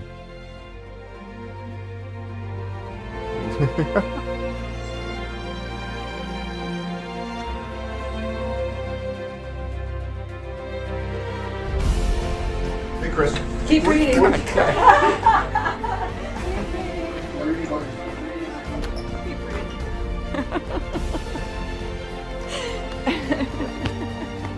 He led the defense for 8 seasons and is the Lions' all-time leader in career tackles, 1,138. Now he'll be in the newest inductee Team's Ring of Honor, the pride of the Lions. Congratulations, Chris. You guys got me. I thought I was aware of all this. Thanks. Bye.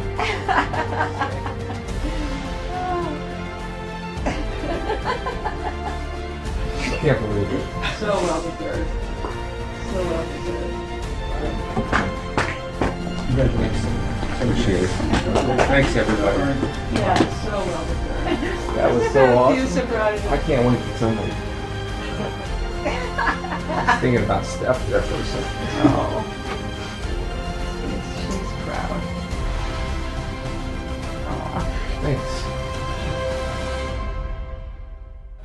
And that was the video of how they let Chris Spielman know. And again, Braylon, for as much as they've done wrong, that was one thing that they did right. Yeah, that's special. They got it right. Chris Spielman was the heart and soul of the Detroit Lions. You know, even with Barry and Lomas and Herman, like Chris Spielman was that heart and soul, man. He brought fire. He brought the thump. When you think about a Mike linebacker, you know, especially in that era, when you think about Mike linebacker, you think about guys like Mike Singletary. You think about Zach Thomas. You think about Chris Spielman. He's an Ohio State guy. I don't like Ohio State, but I love Chris Spielman. I used to love going to Pontiac Silverdome games with my dad. He would just lay the hammer. He would lay the hammer, and you could feel it. You see that emotion right there, those tears? Like, yeah, that's those are real.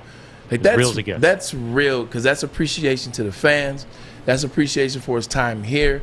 And that's also just appreciation that somebody appreciated the hard work that he put in year in and year out. Congratulations, Chris Spielman. That's my guy, man. I love Lawrence Taylor, and I love Chris Spielman. Those are my top two all-time football players. I got to see his whole career, you know, covering this team.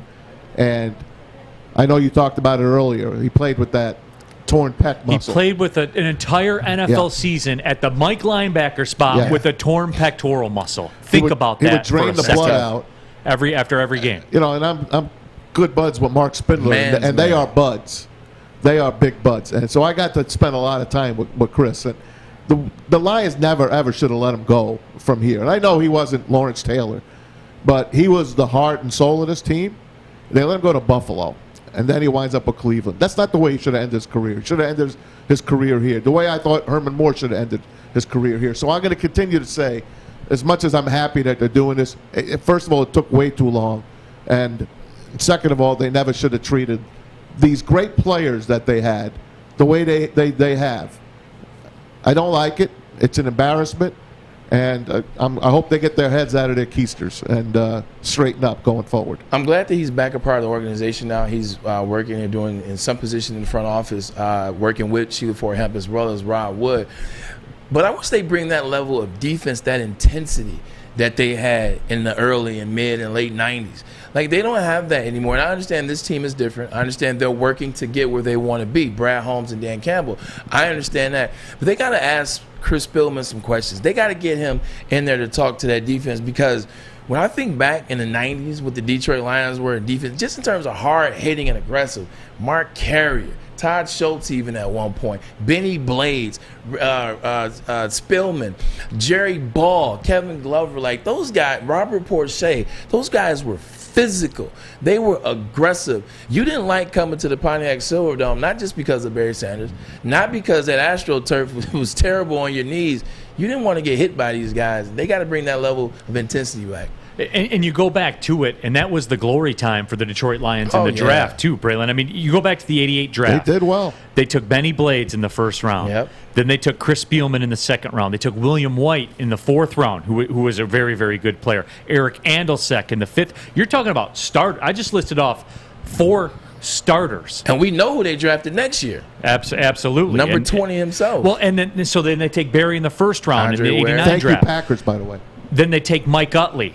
Then they take Rodney Peete in the 6th round. I mean, you know, those are right. You can say what you want about Rodney Peete. Game. He did win a playoff game when he played against the Lions. Yeah, absolutely. Then the following year, they kind of kicked it with Andre Ware. But where was that luxury pick? Like they were fishing. You know, they cast the line out there, and obviously Ware was a bust. But they got Dan Owens in the 2nd round. Your boy Mark Spindler in the 3rd round. They took Willie Green in the 8th round. The color of money. Yeah. Yeah. I mean, like, that's how they did. And, you know, you keep going into 91. They take Herman Moore and Scott Conover. Ooh, like, these are dudes. You know what I'm saying? Players. And multiple dudes. Players. In multiple drafts. That's how you build a team that's 30 minutes away from the Super Bowl. Yep. Because we forget that's what they were. Yes. They were 30 minutes from the Super Bowl. And that's why, Braylon, like, when I talk about all this stuff, with the trade of Stafford, and everyone who watches and listens to Big D Energy, they know where I stand with this. They say they want, and the graphic there where you see my name there, they want draft capital in quotation marks as my middle name, because that's the only way out of this, Braylon. Yeah. The only way out of this. And you can say, oh, they're the Lions, they'll screw it up, and that's fair. That's a fair point. I won't say that. I'm saying, you got you. Guys, The everyone Yeah. can say, oh, they're the Lions, they're going to screw it up because they always screw it up. That's fine. But with all that being said, you got the guy in place that has the resume in Brad Holmes, and he's got ammo. He's going to right now. If the draft started today, they would have 3 of the first 33 picks. If you extrapolate that out over the next 2 years, over the next 2 years, that's what it is. It's the only hope. Like people that are talk about the get Cam Newton or the make a trade and get somebody or sign the safety off the waiver. No, none of that. We're not done bottoming out yet, because that's what you got to do, Braylon. No, we're done. No, it's going to get worse, Maz. You got to cut some of this contract weight. You have to. The Trey Flowers and the Vitais. Of course. You got to get rid of that too. And it's going to get worse, guys. Right. I'm telling you, it's going to get worse before it gets better. I think they're going 1-17, so I don't see it getting any worse than 1-17. And what are you going to say to me? Again, like I talked to you before. I won't. Yeah, no, I'm saying like what is anybody, like people will say, oh, you'll be a national laughingstock. What do you think it is now? Yeah, 100%. Like 100%, the Detroit Lions have been that. When they talk about franchises, and this isn't franchises in the NFL, when you hear analysts, when you hear comedians, when you hear jokes, when you hear actors, when you hear radio analysts, and they talk about the worst franchise in professional sports in the United States of America, they always point to one franchise. We have been the laughingstock. I agree with you to your point. Yeah, I mean, it's just what it is. It's the only way forward. And that's the book on Brad Holmes. Look at the Rams. He assembled that team without first-round picks. Well, he helped. Well, yeah, he was a key contributor. Yeah. This is the first time he is running a team on his own. So we got to hope that he knows what he's doing, because he doesn't have a track record.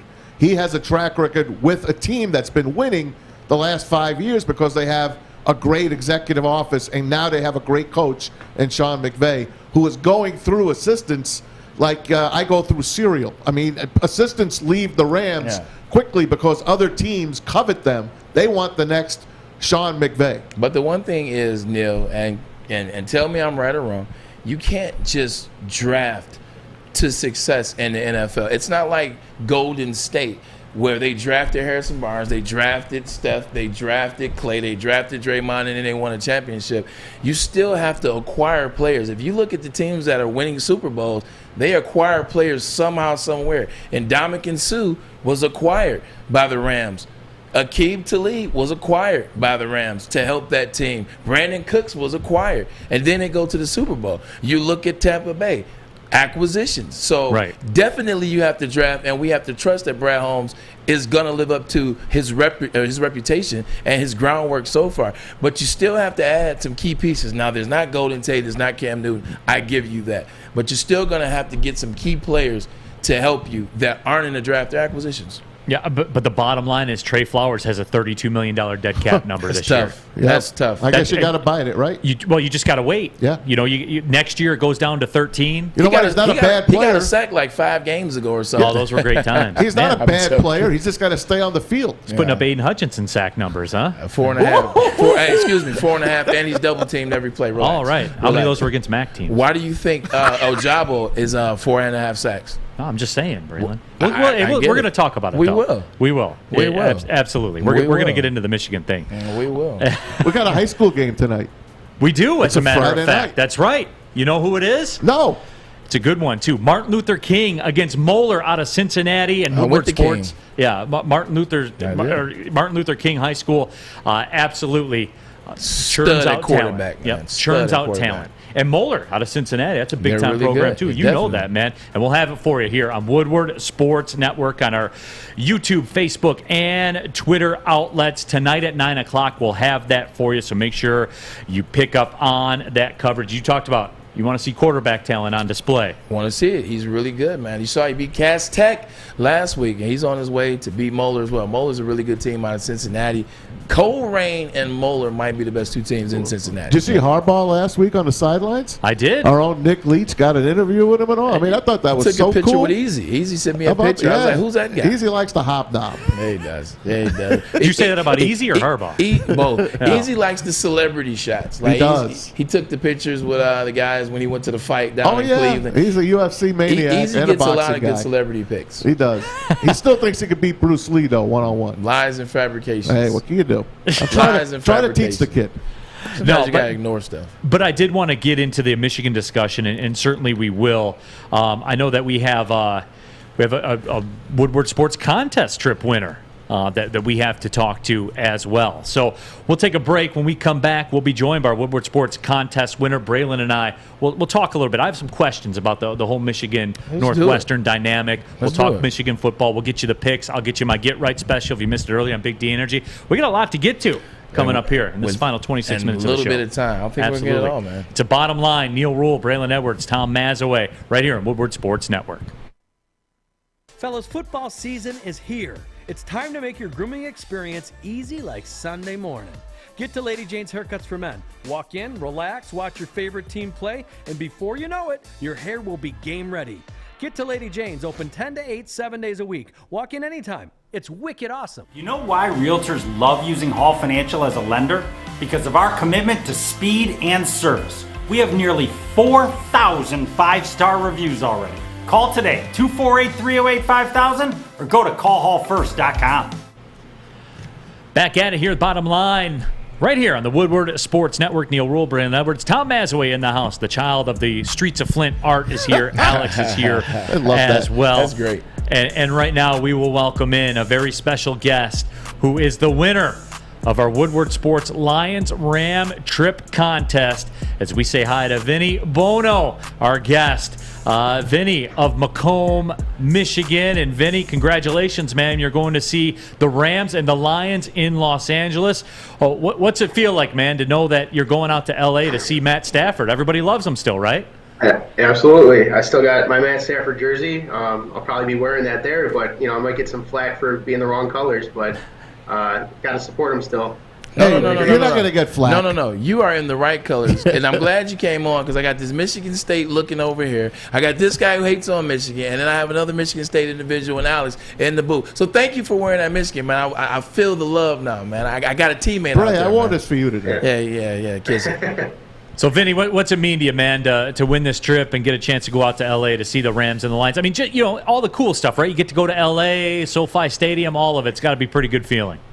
Yeah, absolutely. I've never been to Cali before, so this will be a new experience for sure. Just being able to see the Lions, too, in person. I've never been to a game before. Man. It's really cool. Yeah. Well, hey, the bars, it's not all like this, Vinny, just so you know. Like, it's not all, fly out on the plane and go to L.A. and see the Rams and the Lions. Just so you know, like, when you go to future games, it's not all like this, okay? Right. It is definitely going to be expensive. What are you excited most about going out there? What are you excited most to see? Tell us about it, because I know you're excited. I know you've been looking at what's going on. Tell us about it a little bit. Yeah, I mean, I don't know. Kind of echoing everybody's comments from earlier. I think it's going to be a really tough game for Detroit. I'm kind of, feeling like maybe we'll have a couple touchdowns if we're lucky, but I think Aaron Donald and Jalen Ramsey are really going to put up a stop to our offense here. So I'm hoping we can break through and kind of show our team, or show Detroit, what we're about and kind of how we played against Baltimore. That was a really close game. Nobody, I don't think, expected us to even bring it down to the wire like that. So I'm hoping we can edge something out like that, but it's going to be a tough one. But it'll be a cool game to be at for sure. Yeah, well, Vinny, we appreciate you taking a couple minutes with us here. Congratulations on that win. Man. And, who's he bringing? Who's he bringing with him? Who are you taking real quick? You bringing me? We don't want to put you on the spot, bro. I mean, it's a last-minute decision, so I'm going to have to make some calls and figure it out. I'll ask the wife first, see if she wants to go. She's not a huge football fan, so if not, I'm going to have to find a alternate. Whoever pays you the most is who you take. Art's available on Sunday.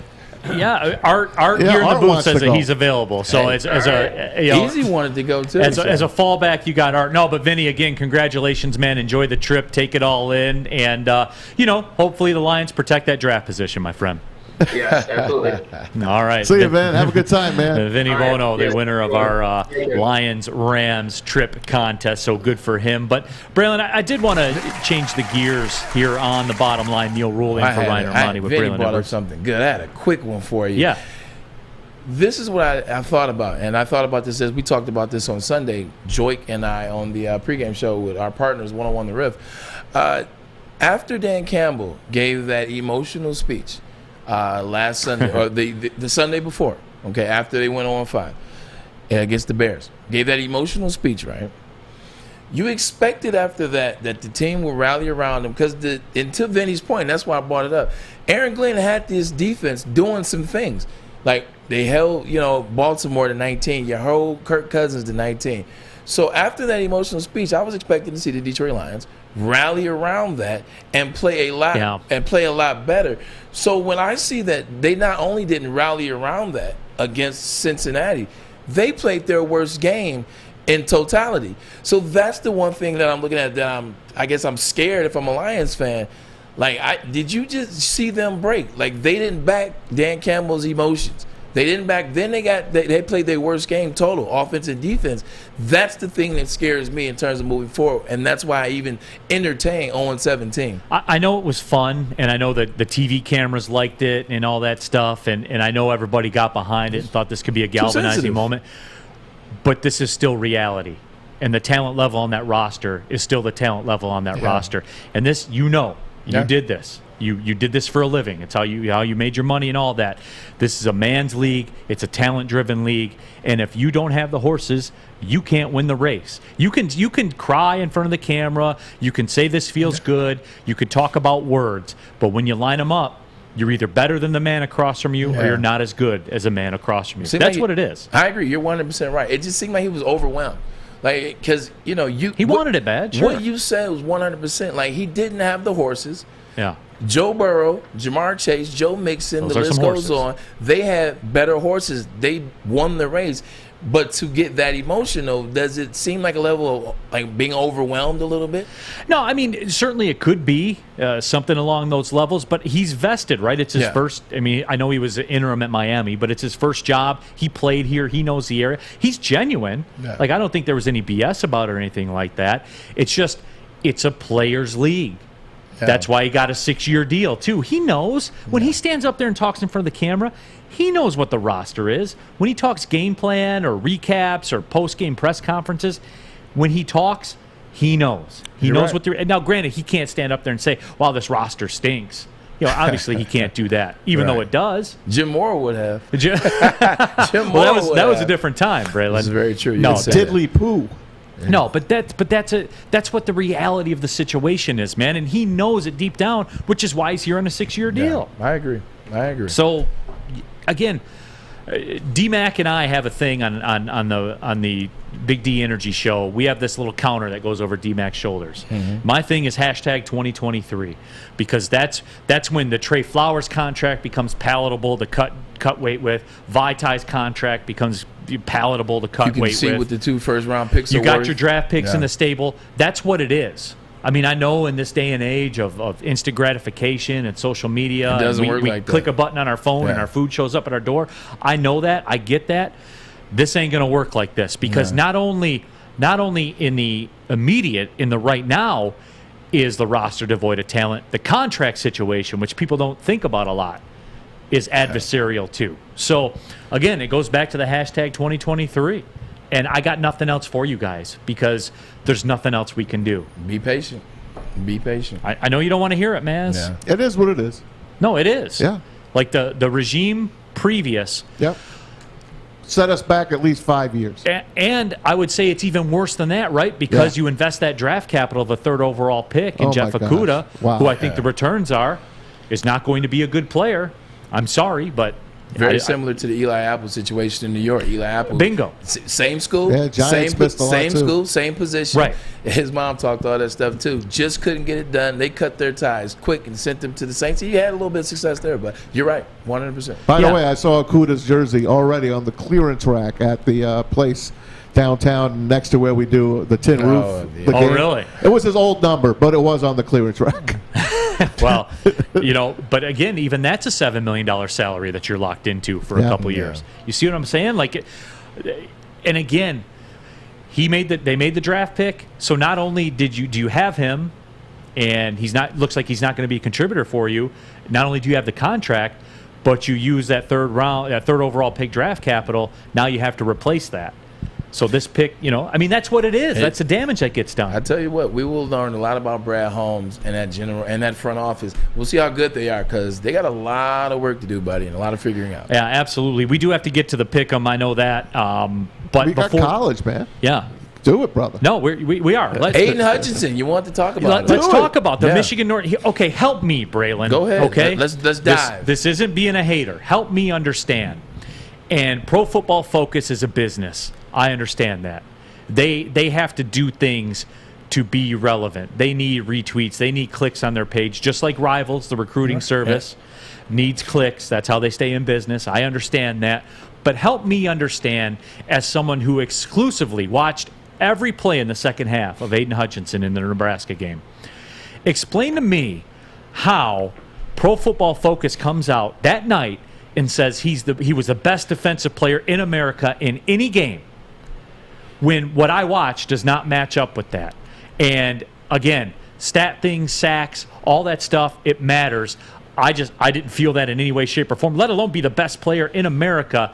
Help me with the Aiden Hutchinson hype train, all right? I'm being respectful about it. I'm not being a hater because you played the game. That's what everyone always tells me in the chat threads when I dissent on something Pro Football Focus does. So help me understand. Explain it to me like I'm a 5-year-old. Well, first of all, he's not the best defensive player or defensive lineman in the country. We know who that guy is. That's number 99 from Georgia. 99 from Georgia could darn near win the Heisman if he had a couple more sacks. He is the best defensive lineman. And his name eludes me right now. He's the best defensive lineman in the country. I don't want any disrespect to Georgia. Number one defense, and he's the number one defensive lineman. But going back to Aiden Hutchinson is very good in the run. He's good at attacking the quarterback. And that's what they're looking at. They're looking at through the lens of, not Nebraska. They're not going to be looking through the lens of Northwestern. They're looking through the lens of what he's able to do, his size, his speed, his skill, the fact that he loves to stuff the run as much as attack the quarterback and try to get those sacks. So you look at his size, and they're looking at that. Everything is about projection. Projection. Everything is projection. So I can't tell you why they have him ranked the number one defensive lineman. I can tell you why. I think he's a darn good outside linebacker, defensive lineman. The man is a leader. The man gets in the backfield. The man stops the run, and he drops back in the pass. But to your point, I literally had this in my notes, and this is not because you brought it up. Ladies and gentlemen, I had it right here in my notes when we were talking about Michigan. If I can just find it, and one more time and one more page. Basically what I said was this. I need to see something out of Aiden Hutchinson, like 100%. Yesterday, Ryan Ermani asked me what did I want to see from Michigan against Northwestern. I talked about Corum. I want to see on offense, I want to see Josh Gaddis get Corum going because he's a guy that doesn't need a lot of touches to do a lot of damage. He can catch the ball out the backfield. He can run through the tackles. He legitimately averages 7.2 a touch. Like, that's something you want to get going. But the other thing that I thought about, which is great that you brought that up, I want to see Aiden Hutchinson have a game. You want to see him eat? I want to see Aiden Hutchinson have a game. Like when they were talking about Rashawn Gary was the number one defensive lineman in the country, I wanted to see him eat, and I never saw him really eat. I saw Maurice Hurst eat. I saw Mo Hurts eat. Yeah, he was a beast. But I never saw Rashawn Gary eat. I never saw what the people saw. So for Aiden, I like him as a player. You playing Northwestern, I need you to get to the quarterback because they're going to drop back and pass. I need 2 sacks. I need 9 tackles. Like, I need to see something. And I know they're double teaming him. That's what you do against the lineman. Yeah, you double team, you chip. If you're the best in America, you got to get through it. You got to get through 100%. it. So I need to see a big game. This is Northwestern. They're not that good. I need a big game out of him. But what I really need to see is in a big game, I need to see you make that play where I'm like, oh, okay. That's what it is. That's 97. That's the gap.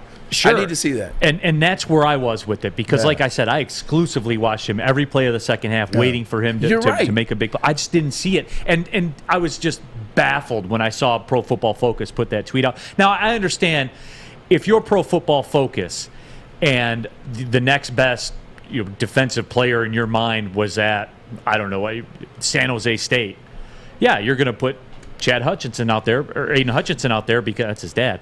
You're going to put him out there because he's going to get you a few more clicks. Is that fair to say? That's fair. That's fair. Not to mention, based off his talent and projections, we know how these things get down to when you get to the combine, when you get to pro day. Like his speed, his size, his talent, he's going to be a top 10 pick, or he's going to be a top 15 because he's going to test well. So they already see that. So for them, PFF, they're looking at like, we know where he's going to go. We know where he's going to end up through the projections. So we might as well put him there now, so that when he does that, we look right. Yeah, like we did it first. We did it. We said so it it's a right. bit of a marketing ploy. Yeah, but to your point, you have to show up when you get that type of notoriety. Like I don't want to. That's all. Hey, that's fair. I thought we had a very civil conversation. No, there, you're right. Maz. Like when I was my going to my senior year, preseason #1 wideout.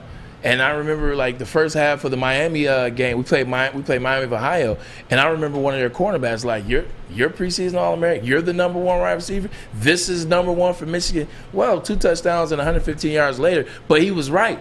He was 100% right. If you're gonna put that tag on somebody, you got to go out there regardless, and you got to put on display. So I want to see him have a game. I need a game out of him. I do too, man. No. Let's take our final break and come back. We'll rip through these picks real quick because I'm curious to pick your brain on the college football matchup. So we will discuss when we come back. This is The Bottom Line. Neal Ruhl in for Ryan Armani, Braylon Edwards, and Maz on the Woodward Sports Network. Tony is a third-generation logger that has a simple, practical approach to life and work. That's why his Coast DX342 knife is perfect for him. The stainless steel blade is rust-resistant and made for all-weather use. And the double roll-lock safety ensures that it will never inadvertently close when he doesn't want it to. That's why Coast is trusted tough. Papa Romano's has a pizza that is pleased to meet you. Introducing the Meatza Pizza. That's right. You ready for it, Art? You ready one last time, buddy? You ready for it? Oh, man. Pepperoni, ham, bacon, Italian sausage, and a fresh blend of cheeses. That's right, ladies and gentlemen. Bacon and a fresh blend of cheeses. We had this pizza the other day, Maz. How was it? It's pretty good? Outstanding. Oh, my God. That thing was More good. cheese, the better for me. Salivating just thinking about it right now. Guess what? $16.99 for a large. If you want one of these, go to paparomanos.com and order it now. $16.99 Meatza Pizza. Opa. Final segment of the show here on The Bottom Line. I got you hungry. Neal wasn't ready for your opa. Yeah, I wasn't. That one hit different, no doubt about it. Alex Neal Ruhl likes here the opa. in for Ryan Armani, Braylon Edwards in the house, Maz in the house as well. The child of the Flint Streets, Art is here. So is Alex. Happy to have everybody I don't know why along I get a kick out of that so for much. I love the it. ride. No, Sounds it's aggressive. Great. It is great. Juice's Ghost says, because I said, hey, we did that, and then we got along just fine. He said, yeah, Neal, you guys got along fine because you didn't bring your MSU stink face, Neal. I'm not an MSU fan. I'm not. I just question the shine Michigan gets all the time. I think that's fair. Braylon, you've said it before, too. We've had real – look, guys, Braylon and I have had real talk discussions before. Yeah. He's one of the – like I've said it before. I have a lot of real talk Michigan friends. I consider Braylon one of those guys where he'll talk real with you. He tells you what he doesn't like, and some of them are in turn with some of the stuff that a lot of people don't like. But anyway, let's get to the picks as we run it down here. Do it. Speaking of Michigan Northwestern getting 23.5. Braylon Edwards, your thoughts? That's a lot of points. Yeah, that's a lot of points. Michigan's coming off a bye. Jim Harbaugh hasn't traditionally done well coming out of bye weeks. But you know what? I think they cover. I think they really are they're going to put forth the effort to not look over Northwestern. And in not looking over Northwestern, they're going to punish Northwestern to get ready for that Michigan State game. I mean, they've had issues. They've struggled a little bit here and there in the passing game. The run was stopped against Rutgers, but Northwestern's a depleted team. They're not that good this year. I think you get Cade McNamara going because they're going to have to pass to beat Michigan State. Let's call a spade a spade. Like, they're not running with Haskins and Corm to beat Michigan State. They're going to have to pass the ball, and this is a good time to get the passing game going and establish who do you want to throw that ball to when you play in East Lansing. So I think they cover. Who you got, Maz? I'll take Northwestern and the points. I think Michigan win by 3 touchdowns. That's just 2 points under the spread. And I just don't see how Northwestern will be able to stop Michigan from running the football. Michigan could name their score in this game. Just with the way that they're going to be able to run the football, I don't see how Northwestern can stop that. LSU at Ole Miss. My guy, Lane Kiffin. I love me some Lane Kiffin, man. Ole Miss, a 9.5-point favorite. Yeah, and we talked about this. I like Ole Miss. I think they're one of the low-key sleeper teams in the country. I like what Lane is doing. I like Matt Corral at quarterback. I don't know if I would draft him in the first round, but I like him. But you just heard Ed Orgeron won a national championship 2 years ago. He announced that he's stepping down. He will no longer be the coach for the Go Tigers. I think you got to get a win for your coach. You got to get a win for the big guy. This is a big win for them. This will be a really good win for Ed Orgeron after announcing he won't come back. I'm taking the Tigers. I think they'll get a win for LSU for them, but not today. I think Ole Miss, the Rebs will cover that sport. That's where I am too. I think that the guys, this is a new day and age, right? Where everybody with their name, image, and likeness, and the transfer portal and everything like that. I think everyone's going to be checked out, and we'll see. LSU looked good against Florida. Yeah, they were fine. LSU they were fine. Florida's not very good. It's still the SEC. Yeah, it's still the SEC. Yep. What do we got next? Oh, here's one that made me laugh too. Wisconsin at all of a sudden number 25 in the nation, Purdue. After they beat Iowa, all of a sudden they're the 25th best team in America. I'm not buying that for a second. Purdue getting 3.5 at home. That tells me right away they're not the 25th best team in the country because Wisconsin damn sure isn't even a top 50 team in the country. Your thoughts, Braylon? You know what? And I always said that Iowa's offense was fraudulent. I think they were a number 2 team, and I knew it would settle itself out. They would go Iowa at some point, and they did. Exactly, 100%. But you still went into Kinnick, a tough place to play, with a good defense and handled them. They put up 375 yards passing on a good defense. So I think they're deserving of the 25 spot. Got a schedule that fits them. Who knows what's going to happen at the end of the day? But Wisconsin's not good this year. You've seen that. They're just depleted at defensive line. They got exposed. Got to go with Purdue on this one. What do you got, Mass? They want you to take Purdue in the points, right? 100% so they do. I'll take the opposite. Give me the Badgers. Hey, according to Braylon's logic, you guys kill me with the points. I forget that you guys do the points. I'm just talking about who's going to win. My bad. Well, and here's the thing, you right? You might be in trouble with that too. I'm gonna do this for Braylon's sake then. Well, Purdue's the 25th best team in the country, and they're getting 3.5 at home. I'm taking Purdue, man. They're one of the best teams in the nation. Did you see what they did to Iowa? I've never done that. First of all, I don't even talk like that. I don't know who the hell that was. No. I'm saying like I'm walking into this one, Maz. You like this one, right? I'm walking into it. They're the 25th best team in the country. If it looks too good, the rule is it's too good. Do the opposite. No, I wasn't saying you. I was confused. I was like, I wasn't saying you. That wasn't my logic. I got it. Number 10, Oregon on the road at UCLA. They're a 1-point underdog. Will the real Oregon team please stand up? Yeah, and that's going to be a team that loses to Zach Charbonnet, former Michigan Wolverine. Every game that he has had 100 yards in, they have won. He didn't play one game, they lost. And even in the loss that he didn't rush for 100, still had 2 touchdowns. UCLA is going to roll Oregon. Oregon has shown their true colors losing to Stanford. I don't know how the hell they beat Ohio State. Probably because they had a young quarterback and a young team in the beginning trying to figure it out. I'm going UCLA on this one. Does UCLA still play at the Coliseum or the Rose Bowl? Where do they play?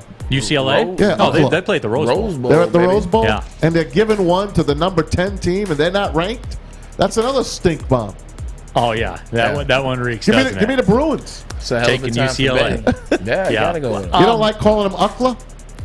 Yeah, I did like that, as a matter of fact. UCLA. I've heard UCLA. Yeah, I've heard UCLA. Maybe that's a New York thing. I don't know, man. We call them UCLA. You're talking about a beautiful campus. Oh, my God. We played at UCLA the year they had Kyle Anderson and Zach LaVine for Oakland. Ooh.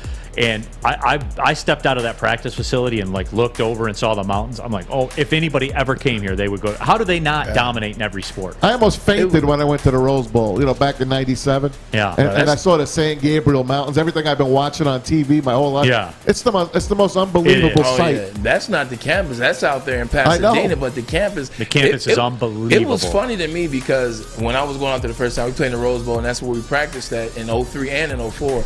everybody was saying, hey, you know what, man? UCLA UCLA is like the Michigan of the West. Like you're gonna love it. It's beautiful. I was like, oh man, okay, it's dope. You know, plus water and whatever. I got out there, I was like, man, Ann Arbor don't look like this. It's gotten a lot better now. It's beautiful now. But nah, Ann Arbor didn't hold a candle to UCLA back then. But they've closed the gap. Yeah, and was that the last Big Ten championship? Yes, Michigan won? 2004. It was. Wow. It was. We got to roll, Neal. Yeah, absolutely. I saw that shot you just fired on the low. 2020, number 22, San Diego State guy. at Air Force. Air Force, a 3-point favorite. Always tough to square off against the option team. Hold on. Who was that? I was Air Force. You got me thinking about that shot you just fired about the last Big Ten champions. I'm going to No, it's not a shot. It's a factual statement. Yeah, it's still a shot, though, because it was unnecessary. San Diego State. San Diego State. Factual, Isn't this Brady? But it's unnecessary. Is this Brady Hoke? It is. That's Brady Hoke. Another former Michigan individual. How am I betting against Hoke? I don't know. Give me the Aztecs, man. No, I will go with Air Force 2 being at altitude. The triple option, that's janky to have to go against if you don't go against. San Diego State's really good defensively, but they're challenged offensively. So I'll take Air Force. Last in college, USC at number 13, Notre Dame -7 in that game.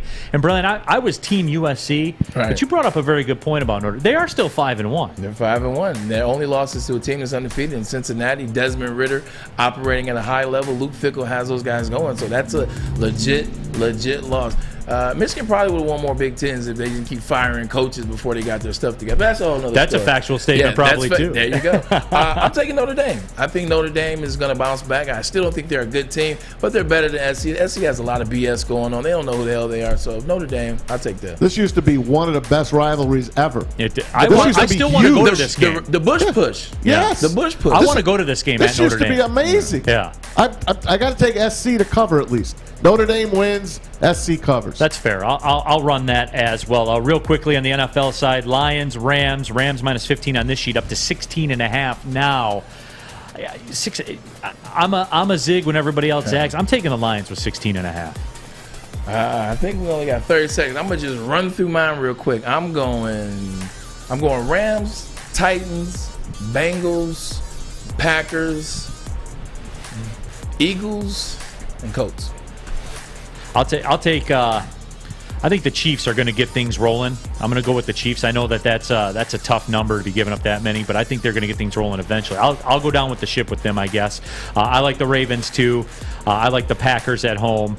I like the Eagles. The Raiders are a pinball team. They go back and forth. And then I'll take the 49ers as well. Chiefs can't score touchdowns if Derrick Henry in that rushing game is on the field all the time. I'll take the Rams. They'll win by 17. I like the Chiefs to bounce back and beat the Titans. Bengals and Ravens. I'm going to take the Bengals and the points. I like the Packers to bury Washington. I like the Raiders to bury the Eagles. And I like the 49ers to bury the Colts. All right. There you have it. Braylon, it's been a pleasure, man, running with you today. We had a good time. Man. It's been too long. We got to do this again, man. It has. Maybe I come on Big D Energy, man. That's what we should do. There we go. We should do that, like a show flip kind of one Why time. not? I'll come hang out with Let's you guys, man. We should. I like that. We should do that one time. I got to prepare for D-Mac, though. Oh, Alex, big thanks, man. You were big time in there. Art, the child of Flint. Hey, can we say something about Art? Yeah. Hey, Art, put your mic on. Art's one of the founding fathers here. Founding sons here at Woodward Sports, and he's going to leave us. The son of a gun's going to leave us. So I love you, Art. Wish you nothing but the best. You truly are a good dude. I hope I continue to hear the art of combat. You got me paying attention to the UFC. It's because of you. Appreciate it, man. You're my man. Thank you, man. Absolutely. Appreciate you, big bro. I'm private. I'll talk to you off cam, buddy. But you have been watching and listening to The Bottom Line. Neal Ruhl in for Ryan Armani, Braylon Edwards, and Maz. Thanks for watching. Thanks for listening, everybody. Well, see you later.